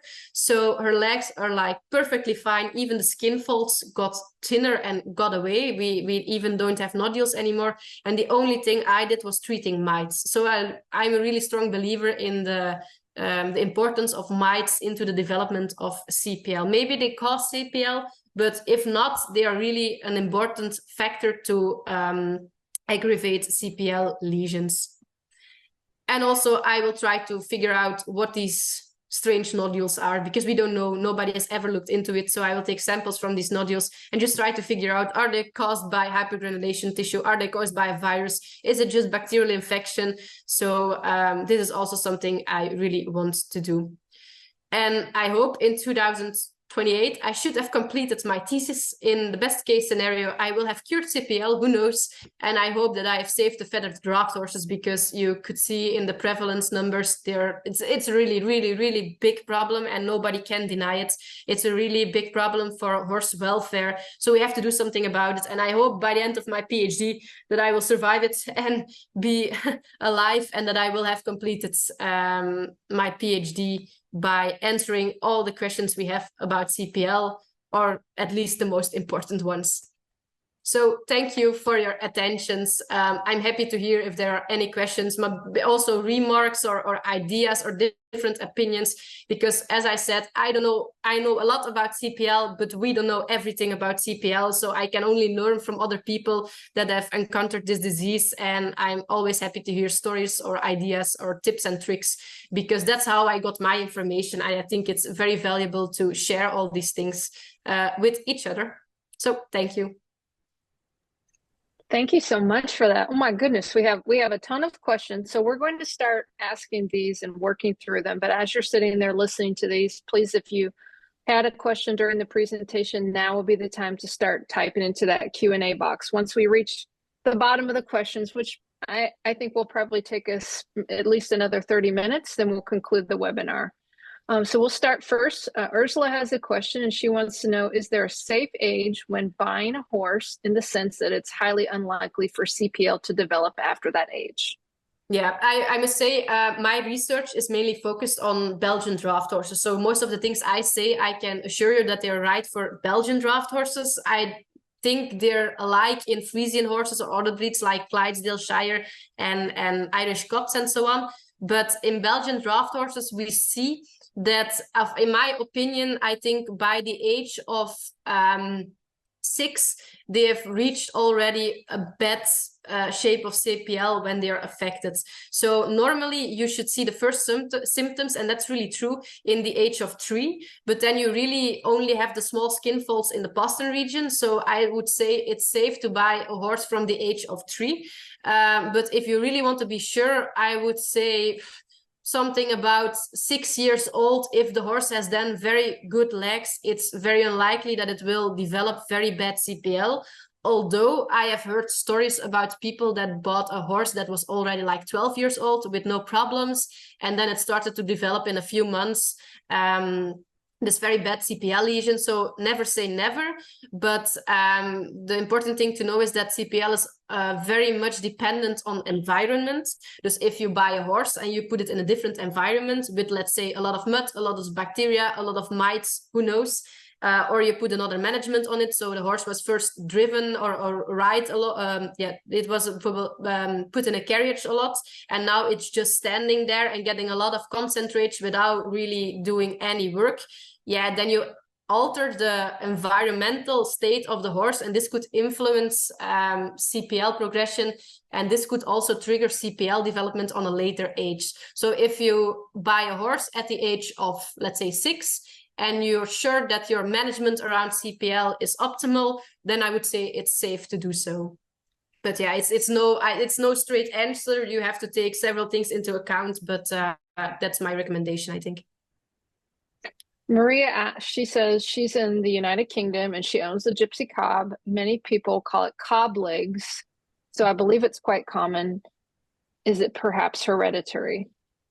And I think you've answered that question in your presentation. Yeah, I think it's hereditary. We just don't know in what case. If it's first they thought that there was like a congenital something with the elastin gene, that there was a defect in the elastin gene, but they looked into that and that was not the case. But also when you go from mice, my point of view, when you say, okay, maybe these mites are very important, hypersensitivity, allergy, like sweet itch, for example, that's all hereditary. That's a difficult word to pronounce in English, but that's all that's all genetic, let's say that. So when you're hypersensitive, when you're allergic to mites, this could also originate from your genes. So I really strongly believe that part of it is genetic, but the environment is the most important thing. But there must be a genetic compound, I believe, but we've not found a genetic compound yet.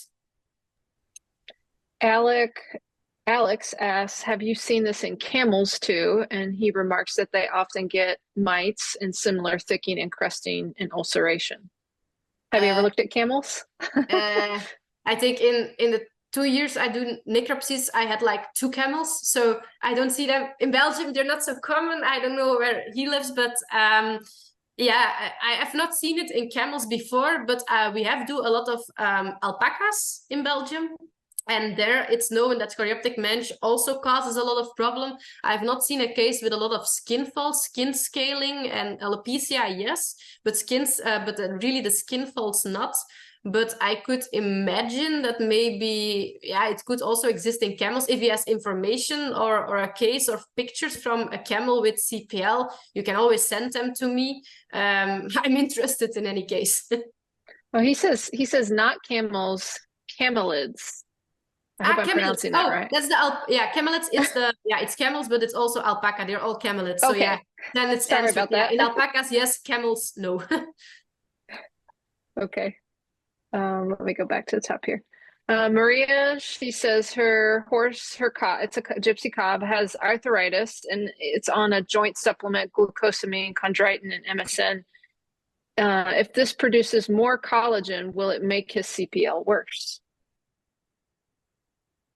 So the horse, if I understand the question, the horse has arthritis and he gets supplements for it, but it's anti-inflammatory drugs, or what does he?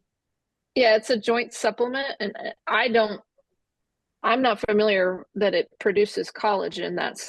A joint supplement would do that.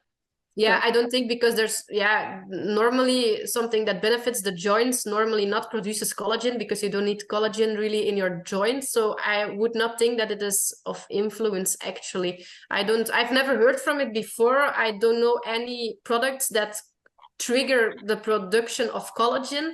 So I don't think that it's a bad thing to give to a CPL horse when your horse has arthritis, because you have to take into account the welfare of the horse. So if he's painful from the arthritis, even if the supplements maybe worsen the CPL a little bit, still, yeah, go with it, I would recommend, because your horse is in pain and you want to cure that. And the CPL is also not a good thing, but CPL only causes problems when you have like the final stages of CPL and the continuous infections. But some nodules and skin folds, it sounds maybe a little bit weird to say, but they do not harm the horse. So I would definitely supplement it if it benefits the arthritis. Yeah, because the more the horse could move around, that's Exactly. more positive, right? Yeah. Ashley has a 28-year-old Frisian gelding diagnosed with autoimmune, I hope I say this right, pemphigus that started with lesions on the hind pasterns and neck, and this was followed by edema. Is this disease related to CPL? Yeah, there is a theory still. We still don't know why, what causes CPL, and there are some people that state that CPL might be maybe an autoimmune disease. So when you're prone to one autoimmune disease, then maybe it's easy to say that you also get a lot of other autoimmune diseases. When your immune system is dysregulated, maybe you're indeed prone to develop other autoimmune diseases. I'm not knowing that those two diseases, it's pemphigus, are related.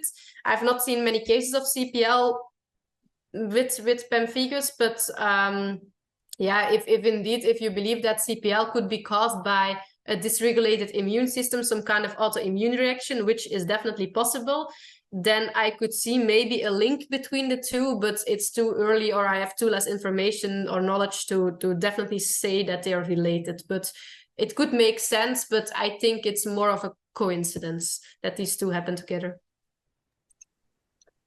Robin asks, do you think a metabolic horse is more prone to CPL? Yes, I hope that you mean metabolic horses with the insulin resistance and everything, I think you mean. Yes. If so, yeah, it's known. To CPL, I don't know, to CPL. Yes, if CPL is triggered by inflammation, then definitely, because horses with metabolic problems like EMS, for example, with insulin problems, they are like more prone to inflammation. They have a higher inflammatory states. So if, like the vicious cycle had that part of the inflammation, so it could really worsen CPL, definitely. Maybe it could even initiate or trigger CPL by triggering inflammation. So I definitely think that insulin resistance and everything that goes with the metabolic problems will have a significant influence on CPL by enhancing inflammation. Catherine has a Frisian that has small spots of hyperkeratosis behind her knees. She also does not shed her chestnuts or ergots, and they have to cut them off. The chestnut issue is obviously harmless, she says, but she's wondering if it's related. I think you talked about that a little bit. Yeah. And then she questions, is it an inability to shed the outer layer? Maybe is this a way to see CPL as like an identification on a young horse if they have those large chestnuts and ergots? For me, it's definitely a warning sign when I see a horse with a lot of very big ergots that are like split up in every way. It's definitely a warning sign. I have to be careful. I always double check if there are also any other signs, but that's not normal that the ergots are so big, or ergots and chestnuts. That's not normal. So this is just a sign that something is wrong in the overall metabolism of the skin, and indeed the shedding of the dead skin cells. So this could be the very beginning, but I've not seen a lot of very young horses with a lot of big chestnuts. So I think if you see the very big chestnuts, that you already can see the hyperkeratosis and everything. But it definitely is a sign that something is wrong in the overall metabolism of the skin of the horse. So it should be a warning sign when you see it, indeed. Sally wants to know if you recommend clipping a horse. I think she means shaving the feathers. If it's of a breed that's prone to CPL but doesn't have any symptoms, just as a hygiene thing, would you recommend that? Yeah, I always recommend, it's not a nice view, and I must admit that I stopped doing it with my horse. I recommend it when your CPL is not under control, when you're really at the beginning of your management of CPL. When your horse has no problems, I think it's okay to grow the feathers back, but just keep in mind that you cannot see every little patch when all the hair is covering everything. And there is a very interesting theory as well that that's also something that exists in draft horses. We see in draft horses that the horses with a lot of feathering, with really big feathers, that they have worse CPL, that they have already found out. We don't know why. We think maybe because they bred into bigger legs and more feathering, and that was not beneficial for the overall health of the leg. But there is a theory as well that because the hairs are so thick, all these hair cause like little mechanical traction onto the skin of the horse. And of course, when you have not a lot of elastin in your skin, which is the case with CPL horses, then this mechanical traction, the skin cells will sense this, and they will panic, and they will try to make more elastin, but they cannot, as I told you, and they will try to they will start to produce a lot of connective tissue or collagen. So it's a theory, it has not been proven yet, but I think I'm really intrigued by this theory that could also explain why horses with more feathering often have more bad cases of CPL, because all the hairs, it's a lot of weight on that leg. Of course, it are all micro tractions onto the skin, and this could trigger the skin cells to produce fibrosis. So if you believe this theory, then you would say, okay, then I will clip off or shave off the hairs to prevent this. But in my opinion, if your horse does not have problems with CPL or is all under control, then the keeping on the feathering doesn't make it worse. That's my opinion. Kate says she's noticed many horses that she has diagnosed with CPL, she must be a veterinarian, being very itchy all over their body, especially the head. Have you noted an increase in general pruritus in CPL horses? Yeah, in some cases I've seen it. But yeah, pruritus, again, that's my opinion, and I have to prove it first before I can say that it's the truth. But I'm a strong believer that these mites are a very big thing in CPL, and we're now conducting the prevalence study, and we see that almost in 100% of the draft horses, these mites are present. So these are very high numbers, and normally the pruritus or the itching is caused by the mites, because CPL, there's nothing in CPL that causes, there's no eosinophilic reaction, if you're a veterinarian, there's no eosinophilic reaction, there's no mast cell degranulation, we don't see that. So there's nothing basically in CPL that causes itching. Maybe the dry skin, that's something someone told me, because if you have a dry skin yourself, it will itch a little bit, but the intense itching, it should be caused by something else, because the classical signs and alterations in the skin in CPL horses, they're not itching normally. I cannot explain why they should be itching. But I've seen generalized itching in CPL horses. But it has been described that when your horse has a very bad case of mange, so from mites, that they also could spread. Normally they're only on the lower legs, but they could also spread to the head, mane, and tail bases. So I would always look into that when the horse is scratching everywhere, that maybe mites have spread. But I've also already seen, I must admit that I've also seen horses that are very itching in their overall body without really seeing any mites. So yeah, it's something I saw as well. I cannot fully explain it, and I think it's more because of parasites and mites than just because of the CPL, because there's nothing that triggers itch in just CPL normally that we know of. Alex asks, have you ever used Rosendahl bandages, which I think is like a compression bandage? And what for kind? Lymphedema. Rosendahl? Yeah, I don't know. Maybe it's a brand or something. I've not used. Myself, I have very little experience with bandaging overall. I've seen there's a scientific publication I've read, and there they put on bandages, and they had significant improvement of limb diameter indeed. But they put on, you must have known that they put on the bandages 7 days out of 7, 24 hours out of 24, and they walked the horse continuously to enhance lymph flow and everything. So it was very labor intensive, and yeah, you have seen it was a picture with like the big bandages on the horse, the white ones next to the equilymph bandages. But a big problem was because you put bandages around the skin has to breathe, and you cause a lot of warmth and moist around the skin that is already prone to infection and inflammation.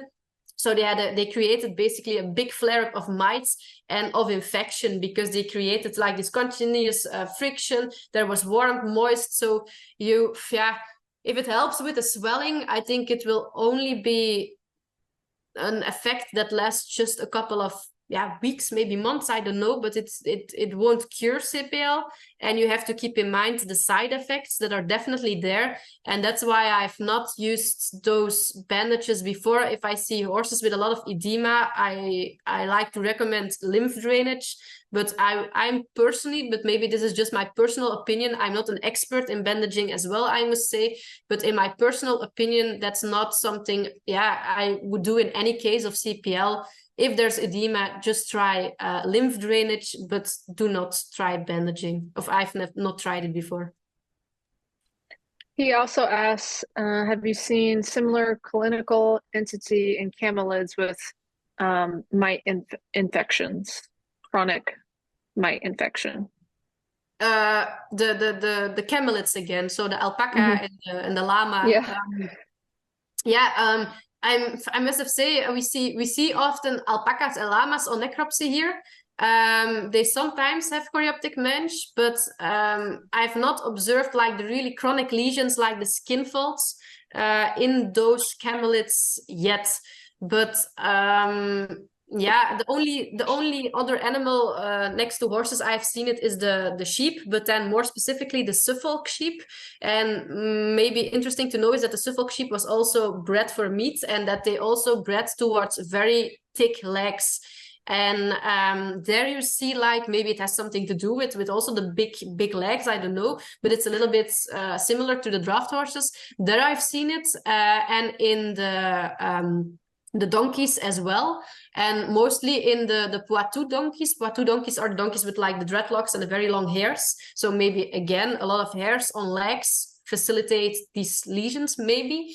But in other animals, I've already seen chorioptic mange, definitely, but only the scaling and the hair loss, but not really the skin folds and the nodules as we see in CPL.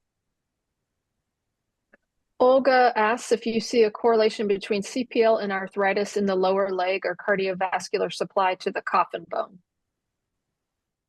We have not investigated that, but this makes sense indeed, because blood flow also would be impaired, and thereby nutrition, and this would cause maybe degenerative processes into those joints.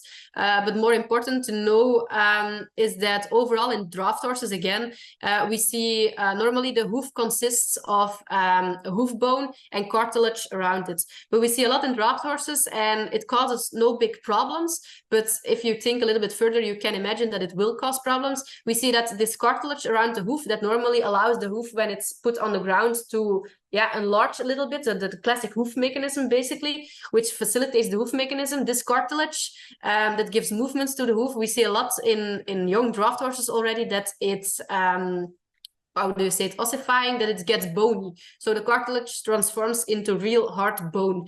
And this, of course, impairs the hoof mechanism. So the hoof will get rigid.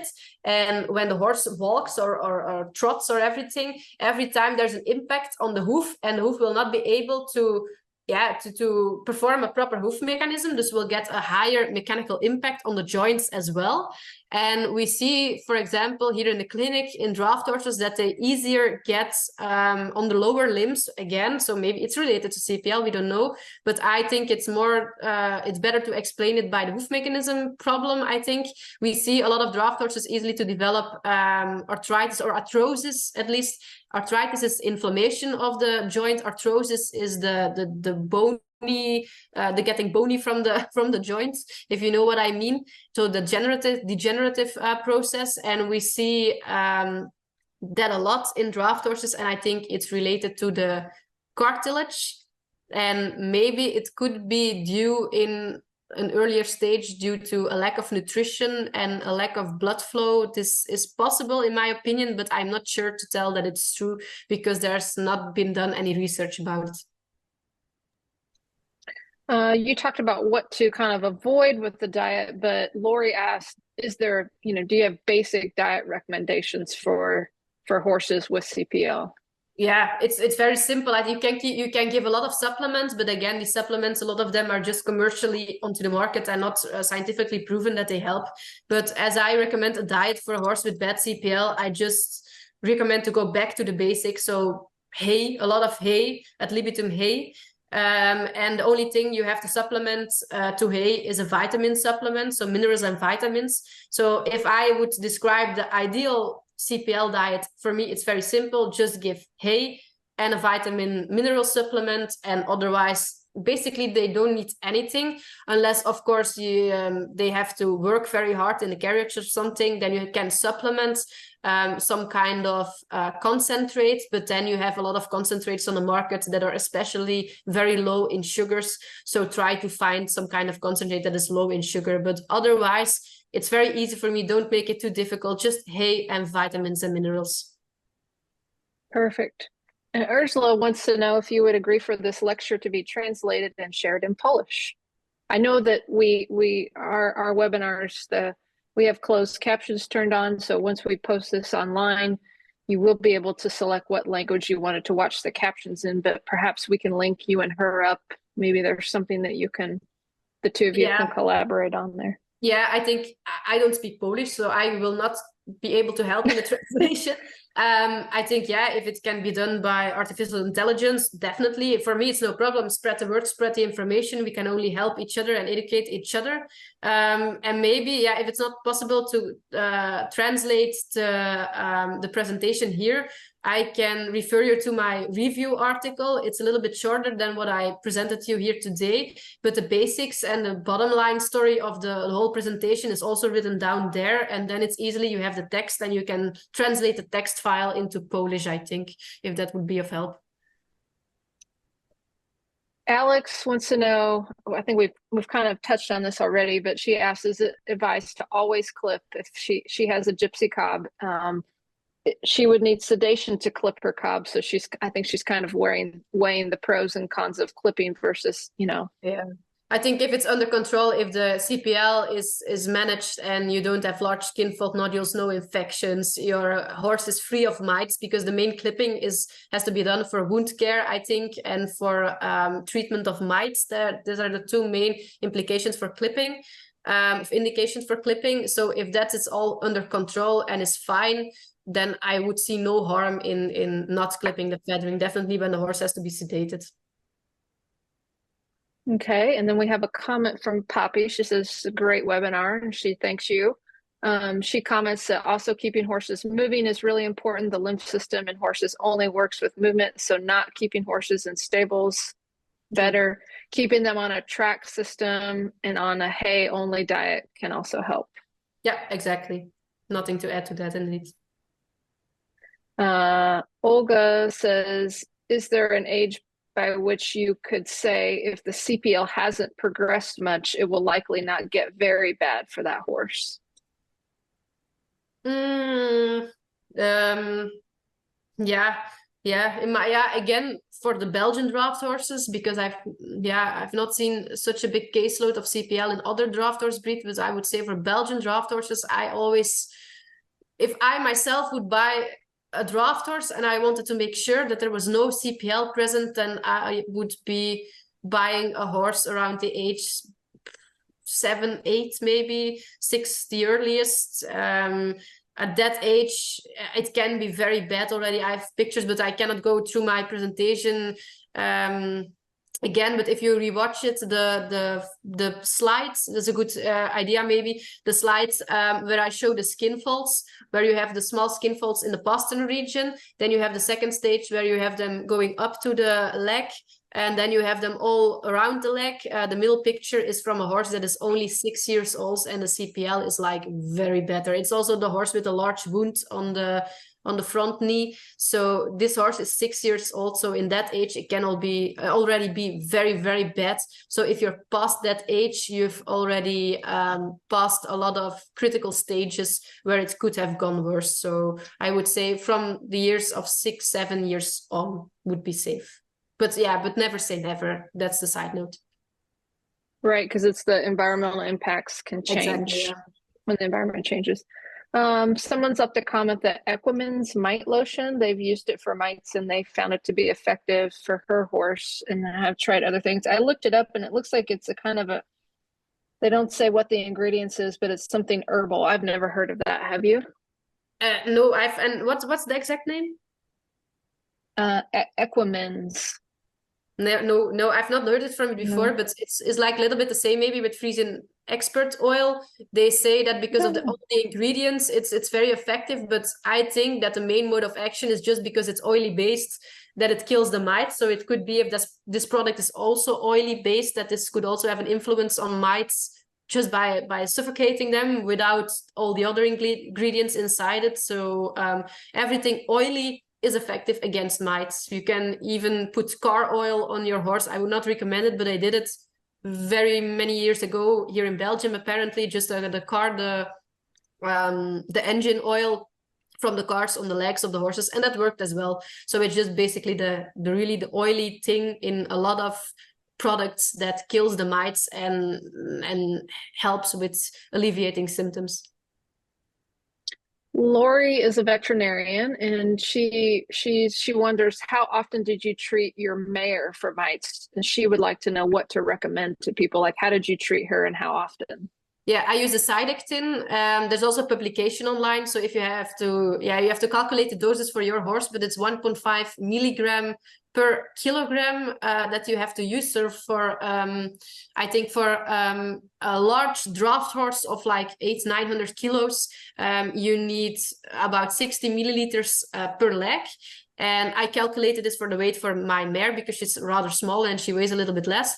But I treat it just by pulling up some Sidectin in a syringe. I put on gloves, of course, because it gets through the skin. And in the beginning, I clipped her, so I could easily put it onto the skin of the lower legs, but up to the carpus and the hock. But you cannot cover all the skin, of course, with just a little product, so don't worry about that.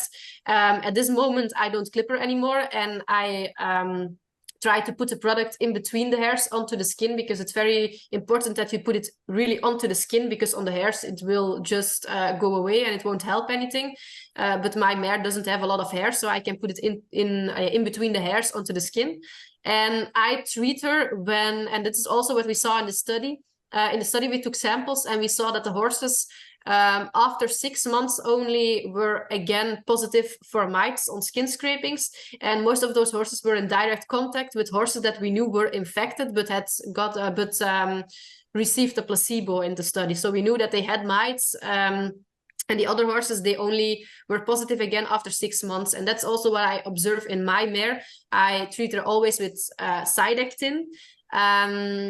I hope to find the product, maybe the ivermectin, to change sometimes to prevent resistance. But at this point, we don't have a lot of choice.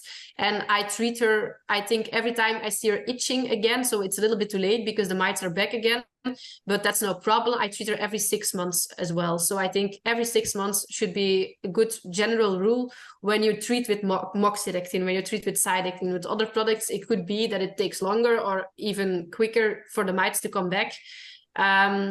And also keep in mind, when you use a Sidectin, this is a dewormer for cattle as well. So it is possible that a lot of the product also gets into the system, the bloodstream of the horse, and that is this also has the deworming effect on the horse. So if you deworm with an oral paste or something your horse, just use something other than moxidectin, because otherwise you can overdose, or you can create resistance by always using the same product. So this, you have to keep in mind that it's also a dewormer, and that it's very good possible that you deworm your horse by treating your horse for mites on the legs.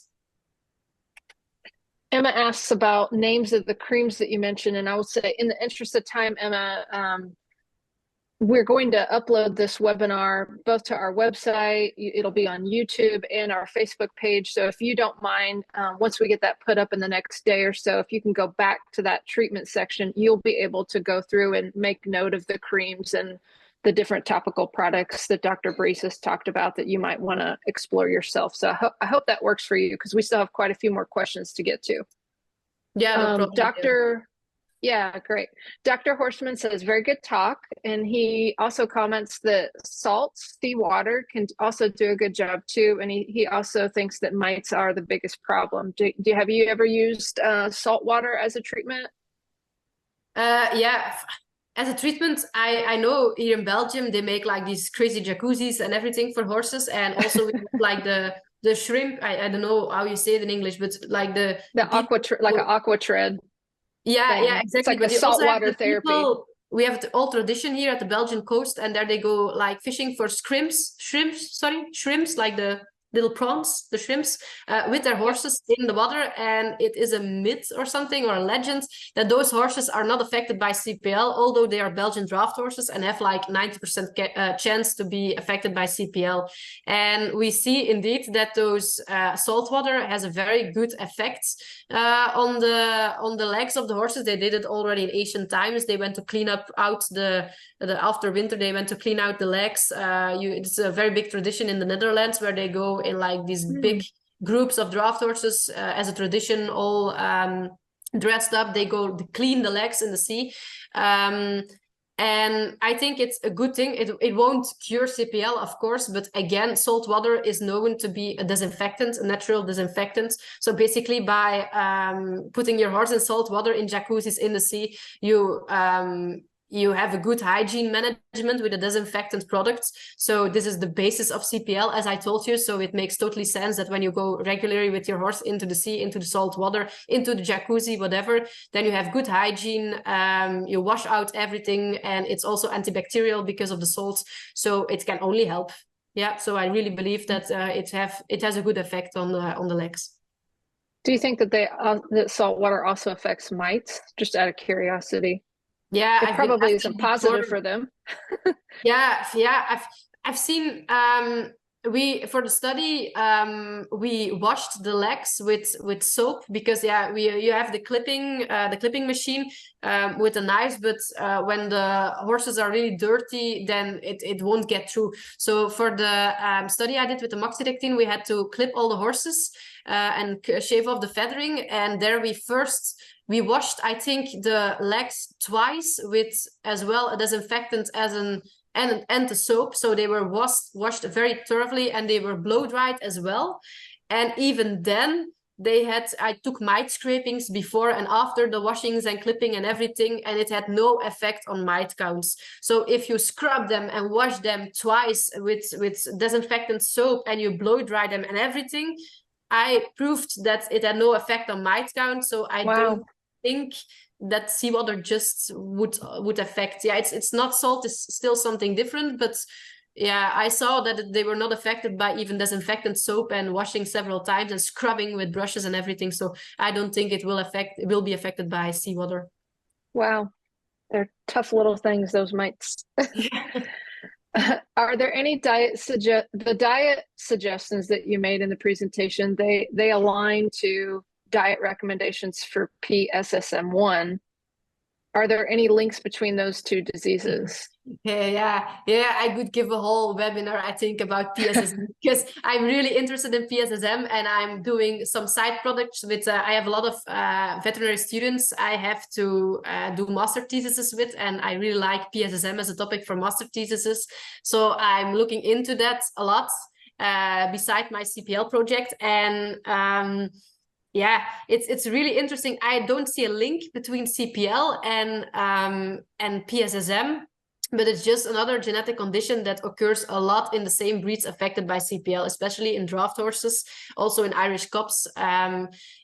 So I don't know how to explain a link between the two diseases. I think it's just a coincidence, maybe because of years of inbreeding, and yeah, because the use of the horses. Yeah, we have bred horses with very big legs, and we favored big legs, and that's maybe why we bred in CPL.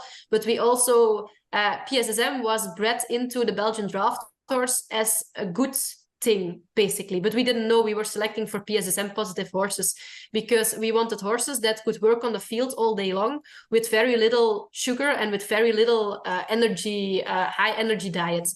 So we selected those horses that could have just little concentrate but could work all day. So we selected for horses that could that could take up sugar very easily and very good. So that's what happens in PSSM. The sugar, the glycogen, it's how do I say it in English? It accumulates into the muscles, and when you work a lot with your horse, it's something good because you have with very little sugar you can do a lot of work because your horse has very much energy and can very efficiently use sugars. But what happened? We stopped working with our horses, or we stopped working very hard with our horses, and now the sugar is left in the muscles of our horses. And now at once in the change of use of our horses, this beneficial trait, what it was initially, is now at once a bad trait because it causes, when the sugar is there for too long, it causes muscle necrosis, and it causes the typical symptoms associated with PSSM, as you know. So it's something that fascinates me a lot, and I'm looking into it, but I cannot answer if it's related to CPL yet because I know not too little about PSSM. But for now, I just think that it's a coincidence that the same disease occurs in CPL horses, and not because it's related to each other, but just because it's related to the draft horse breed. So it's a coincidence, in my opinion, at this moment, but maybe after my PhD in 2028, I will say something totally different. Lenny wants to know if you have any thoughts on feeding marigold and cleaver herbs to help with inflammation. I was planning on looking into that. I must admit that I've not read publications about it, but I know that there have been studies with marigold, especially, and cleavers as well, to see this effects. And I know that it has been scientifically proven that they help. So I also hear a lot of testimonials about people that feed it to their CPL horses. So yes, I think it's beneficial, but I'm not. I still have to read all the studies on it, so I cannot explain it already what the mechanism exactly is, but it has been proven that it's anti-inflammatory, so it definitely benefits CPL horses. If it doesn't work, it doesn't harm, so definitely no problem in feeding marigold and cleavers. And then Catherine asks, what is the role of exercise in a treatment plan for a CPL horse? How much, when? Yeah, that's difficult to really say how much and when. The main important thing to know, I think, is that exercise enhances lymph flow, and it enhances, of course, when your lymphatic system is failing, then you want to promote lymphatic drainage as much as possible. So don't put your horse in a stable, don't put any horse anytime in a stable for all the time. So it's really good to do, but you must know that I did a CPL course, the lymphatic drainage course, and there it was important. The bottom line there was that working with your horse is very good as long as it's up to a certain amount, because if you really exaggerate your horse and you really do like high level athletic sport with your horse, then you again create a lot of waste products in the legs and a lot of lactate acids, for example, and this will of course not be beneficial for CPL. So this accounts for race horses and things. I'm talking about. So if you do sport with your CPL horse, no problem, but just make sure that after working with your horse, that you take enough time to calm him down, to walk a little bit longer with him, that every waste product is drained out of the body, and then put him back into the paddock or the stable. So just keep in mind that you don't want buildup of waste products and lactic acids. So just take your time for recovery after you work with your horse, but definitely don't try to prevent building up from wasting products by just putting your horse in the stable, because that's even worse. But just find the balance between too much. If you work hard, just work hard in a good way and take your time as well to relax your horse again afterwards. Lori says she asked if you have had any experience or information with using homeopathy for treatment of mites or for lymphedema. She has a human lymphedema homeopathic remedy that she would like to try. What do you think about that? Yeah, I have no experience with homeopathic things, I must admit. For mites, I would, yeah, of course, homeopathic, it depends, I think, on what the product is. If it's homeopathic and it's lavender oil, then I would say, of course, it works. But yeah, what do you classify under homeopathic? Because essential oils, for example, are mainly classified also as homeopathic. And there I would totally agree that it could work. For mites, so it really depends on what the product exactly is or what the ingredients are, I think. Just by supplementing some kind of herb or so orally, I don't believe that it would really kill mites. So yeah, if it's put locally on the legs, maybe. And for lymphatic drainage, yeah, there are a lot of products that are known to stimulate the lymphatic system. So yeah, again, it's a little bit less, a little information. I should know more about the exact ingredients. But still, yeah, there are 1,000 products that have some kind of effect on the lymphatic system. So it could definitely, but just really look up the ingredients and look up for studies that prove that this has a significant effect on lymph flow or on mites. But I'm not aware of any homeopathic product, unless it's oil on the legs, that kills mites. Okay. Beatrice owns a gypsy cob that has CPL. Should she keep clipping him, or do the feathers make it worse? It's basically the same question we already answered. If your CPL is not under control, definitely clip. If you can clip, I would always recommend it. But yeah, if it's not necessary, don't feel guilty that you haven't clipped your horses. Everything is under control and the mites are gone and everything. So don't feel necessary if you have a CPL horse with nice feathering. That's not a problem if you keep in mind the side notes. This is a very similar question, kind of. Would you always suggest clipping the legs and keeping them clipped for CPL at any stage, and or melanders and salanders?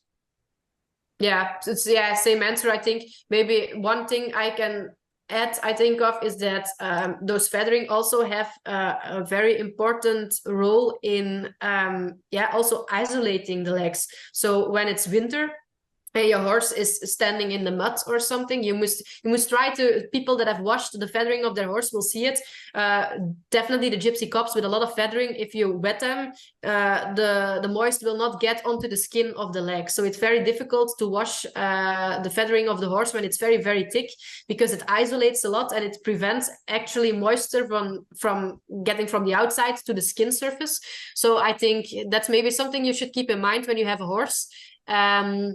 And it's winter and he's standing very muddy, those feather can actually be kind of a protective thing around the legs that prevent moisture from getting onto the skin, because we know that when skin is wet, it wrinkles and the skin barrier is impaired, because bacteria can easily enter when the skin is soaked in water. So this is why a lot of people, a lot of warm blood horses, for example, get mud fever. It's because the skin barrier is weakened because of the moist, and in this way bacteria can enter. So keep in mind that maybe if your horse has to stand in a wet pasture, that these feathers could actually be beneficial to protect the legs.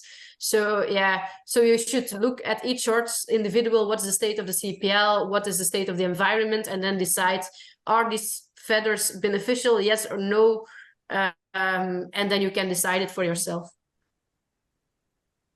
What are you seeing percentage-wise in CPL and percherons I don't know if you've looked at that. And then Yeah, there's a similar question that you already answered about marigold and cleavers, which you've indicated you think they are positive, beneficial. Yeah, so the marigold and cleavers was answered.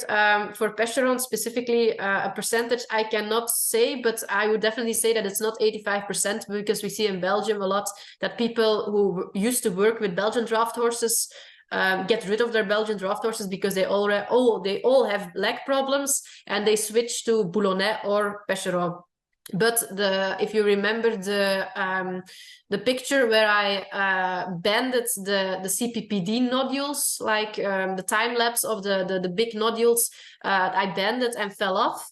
This was a Percheron, so it definitely happens. They also are more affected by CPPD, I think, not like the really big skin folds, but I know of classical CPL lesions in Percherons, but I would not say that it's percentage that it's as high as in Belgian drafters. I think it's less.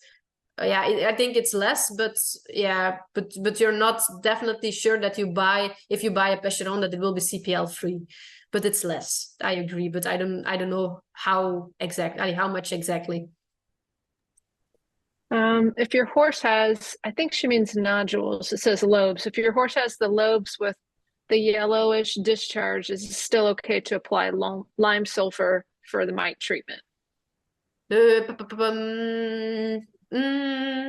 Yeah. Sounds like a horse with nodules that has a bacterial infection. Yeah. So as long as there's no open wounds.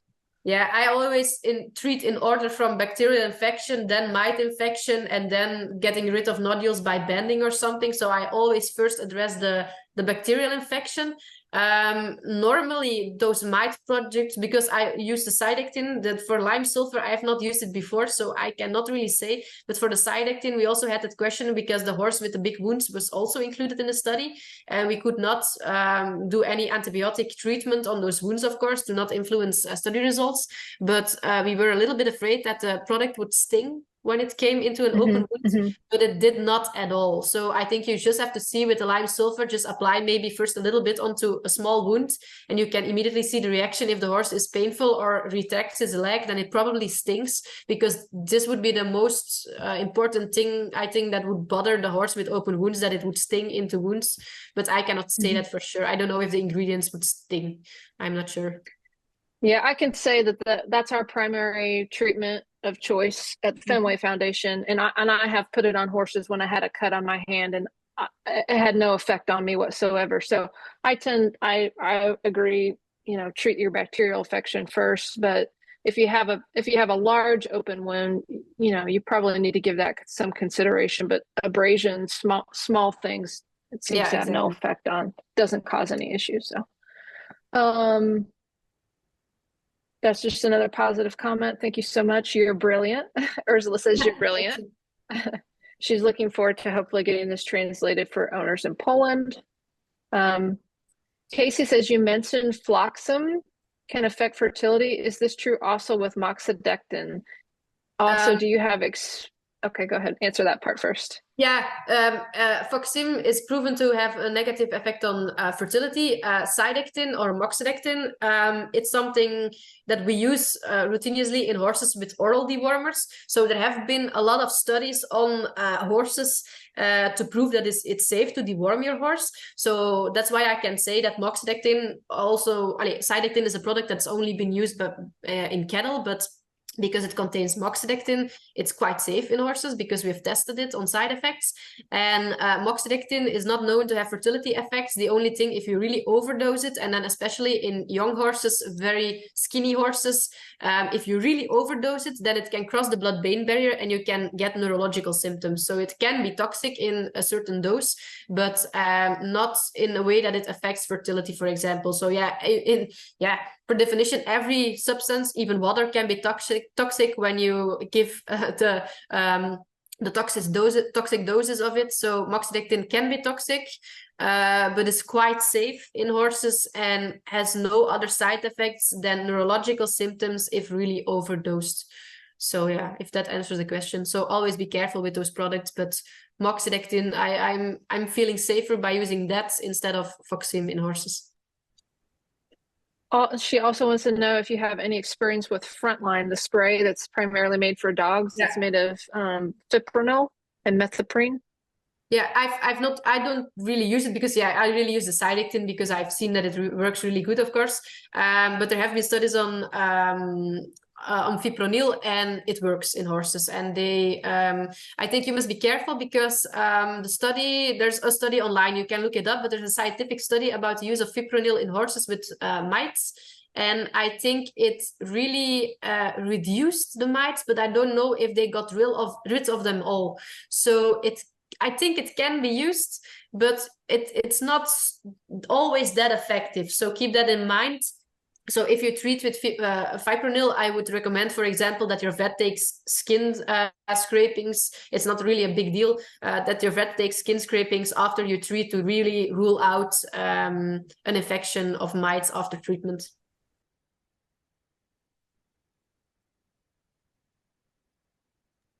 Sorry, I was muted there. I have two similar questions about bedding. Julie and Beatrice both want to know.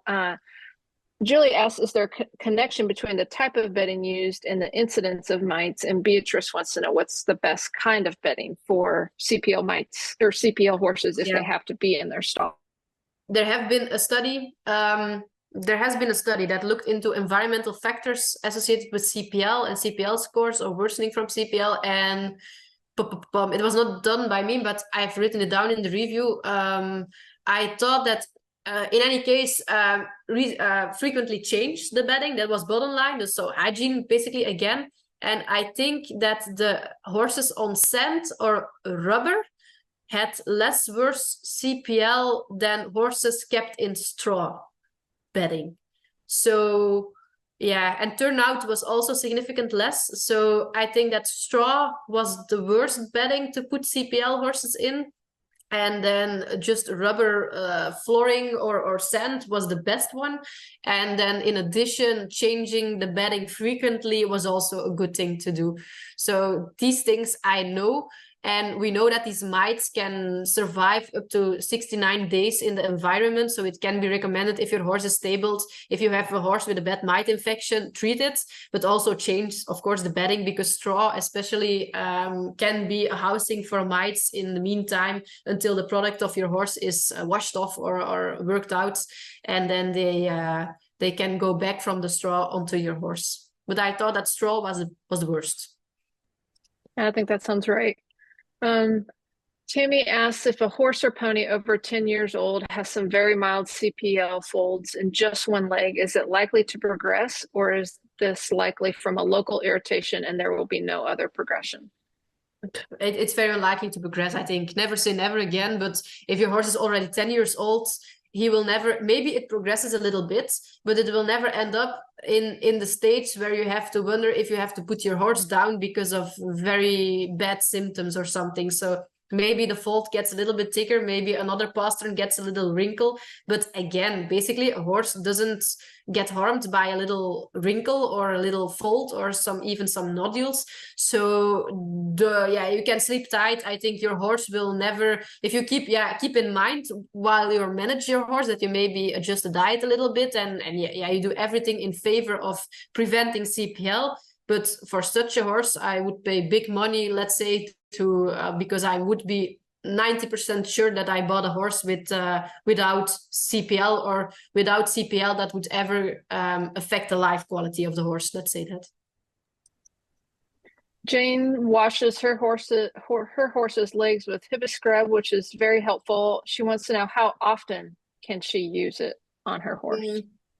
Yeah, because if you look at your horse when you have when you think there is bacterial infection, use it until it's gone. And if it's not gone after a week or something, then maybe you should think about getting another ointment to cure the infection, or maybe get even antibiotics.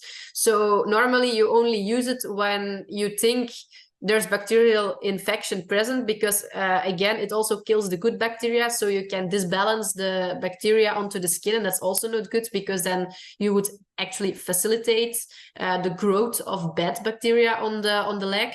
So I would only recommend it if you have a lot of open wounds on the leg, then I would use it maybe once a week or something, or whenever you clean the horse's legs when it comes out of the posture and it's very dirty, for example.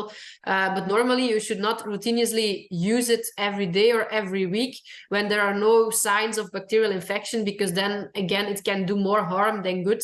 So only use it when you have a suspicion of bacterial infection, or when you really have open wounds that are very prone to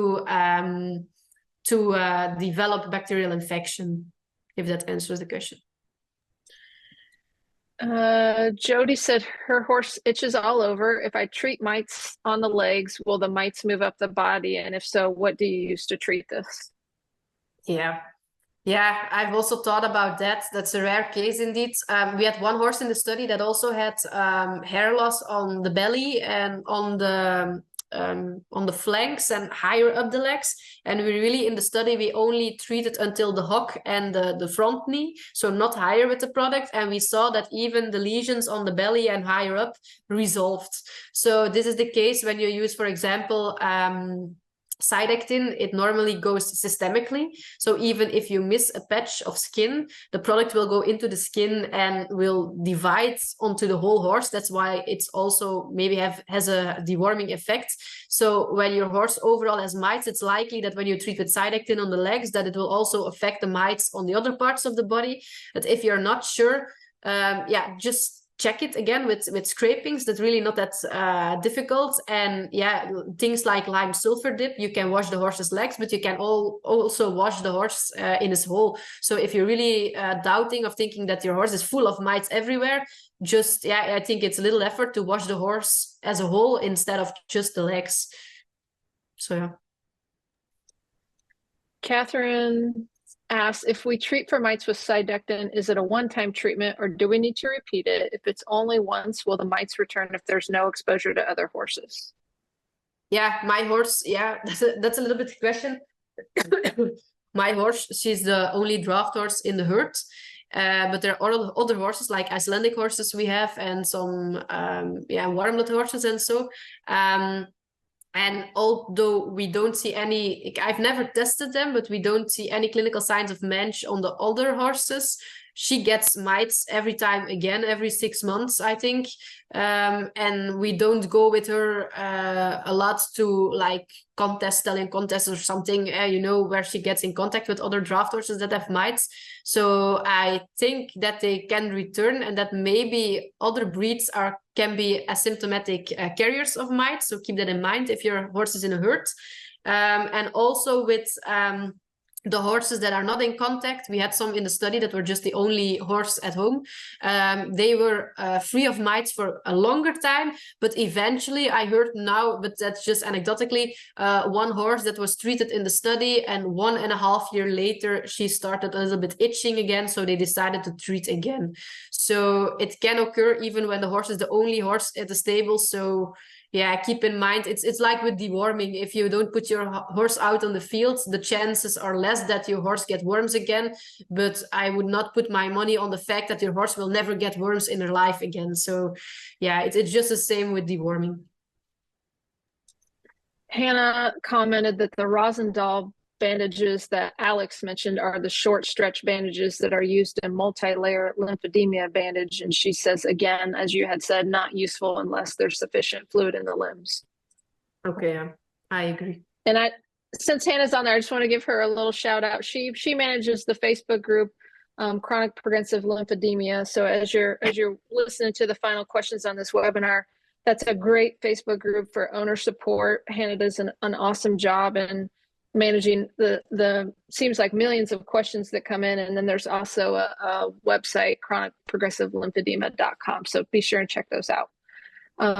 Jane says that I can just add something little to Hannah. Indeed, I also want to thank her because I'm now giving this webinar and learning you guys things, but actually the most things I learned are from Facebook groups and of course, scientific studies as well, but most information is just out there between horse owners that have the similar problems with their horses. And one of those big groups is Hannah's groups of chronic progressive lymphedema. And I got a lot of pictures, information, and help from that group, even from my publications and from my PhD. So I really want to say thank you indeed. Now I have the chance for Hannah for all the information she gave me, because she learned me a lot of things and I'm now just reproducing them. So she has a big, big credit for a lot of things I said in this presentation, and she deserves it. Yes, we think she's an absolute superstar. Yes. Jane says one of the products recommended was a honey cream. She wants to know if you can use and apply pure honey to the skin, and there's I have researched that, so if you haven't, you have to be careful about the kind of honey that you use. Yeah, I think you can answer it better than me, because I've not elaborated a lot of research, but I know that pure honey is not always good. Yeah, I wrote an article about it. It's on the Fenway Foundation website in the educational library, but there's specific honeys that are used for medical purposes. So please don't just go out and collect honey from, your own hives or your neighbor's hives, because there's bacteria that can grow in the honey. So you really have to have a medical grade honey. So if you pull up that article on our website, you can find out all about it, but definitely do your research on that and make sure it's medical grade honey. Yeah, and also maybe if I can add something, in honey there are a lot of natural sugars and they're extracted when you get a cream. So it's really sweet and flies can sense sweet. So if you put honey on a wound and you put your horse outside, yeah, flies will massively attack the honey. So be a bit careful with that. We're getting down to the last few questions. We're under 10 now, so hang in there. Olga wants to know, is it a problem when the vitamin and mineral balancer supplement that you're using for your horse contains biotin? And I've heard that. Is biotin bad for hyperkeratosis? She wants to know. I must admit, that's one question I cannot answer. I've seen it circulating in Hannah's group, actually, and that was one of the points on my list that I wanted to investigate a little bit further, but I have not done it. If you have maybe of someone else, I don't know, an answer to that, I'm not sure. I know that biotin, we supplement it for bad hoof quality here in the clinic, and it's actually something beneficial when you're, a problem with your hoof building up, but I've heard whispering that it also has some bad side effects or something, or that it's not indicated with hyperkeratosis, but I don't have the knowledge to really answer that question yet. Yeah, I don't think there's been any scientific studies. It's just what people are reporting anecdotally, but it certainly makes sense, that it could be contributing. Celia says she just wants to thank you for giving your time for this talk. And she also says that anybody who hasn't joined the CPL Facebook group, please join. And because you are one of the experts in that group. Yeah.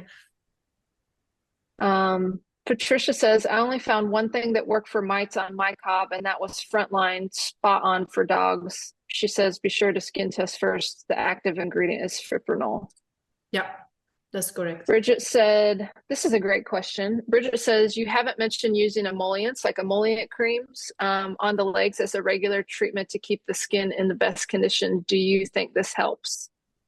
I use them on our horses. So yeah, and emollients, what are the ingredients? Is it to moisturize the skin or what? Yeah, it's to keep, it's because, the skin in CPL horses, like we've talked about, it's so easy to get dried out, and with sometimes with that dead skin cell sitting there. The emollient cream is a special cream made for humans typically that have like skin scale. So it doesn't break down the scale like, urea or salicylic acid would, but it helps keep the skin moisturized so that it remains supple. And so I would say, anecdotally for our horses, it has been useful. Yeah, it totally makes sense. Indeed, it's a moisturizing cream, then it totally makes sense. But I would note that first, because the skin creps and the skin scaling is because of hyperkeratosis. So first, for example, when you have the melanders and the cylinders, and you have a scaly patch on those legs, first use the keratolytic ointment where you get rid of all the hyperkeratosis, and then to prevent hyperkeratosis from building up and keeping everything supple, you can, for example, use moisturizing creams like you say. So it totally makes sense. I have no experience in using it, but because I'm mainly concerned about the hyperkeratosis, but for general maintenance, but I would not put a cream onto onto a big hyperkeratotic patch or something. I would use something different for that, but just for general maintenance and prevention of building up from hyperkeratosis, because you cannot use the urea and salicylic acid cream too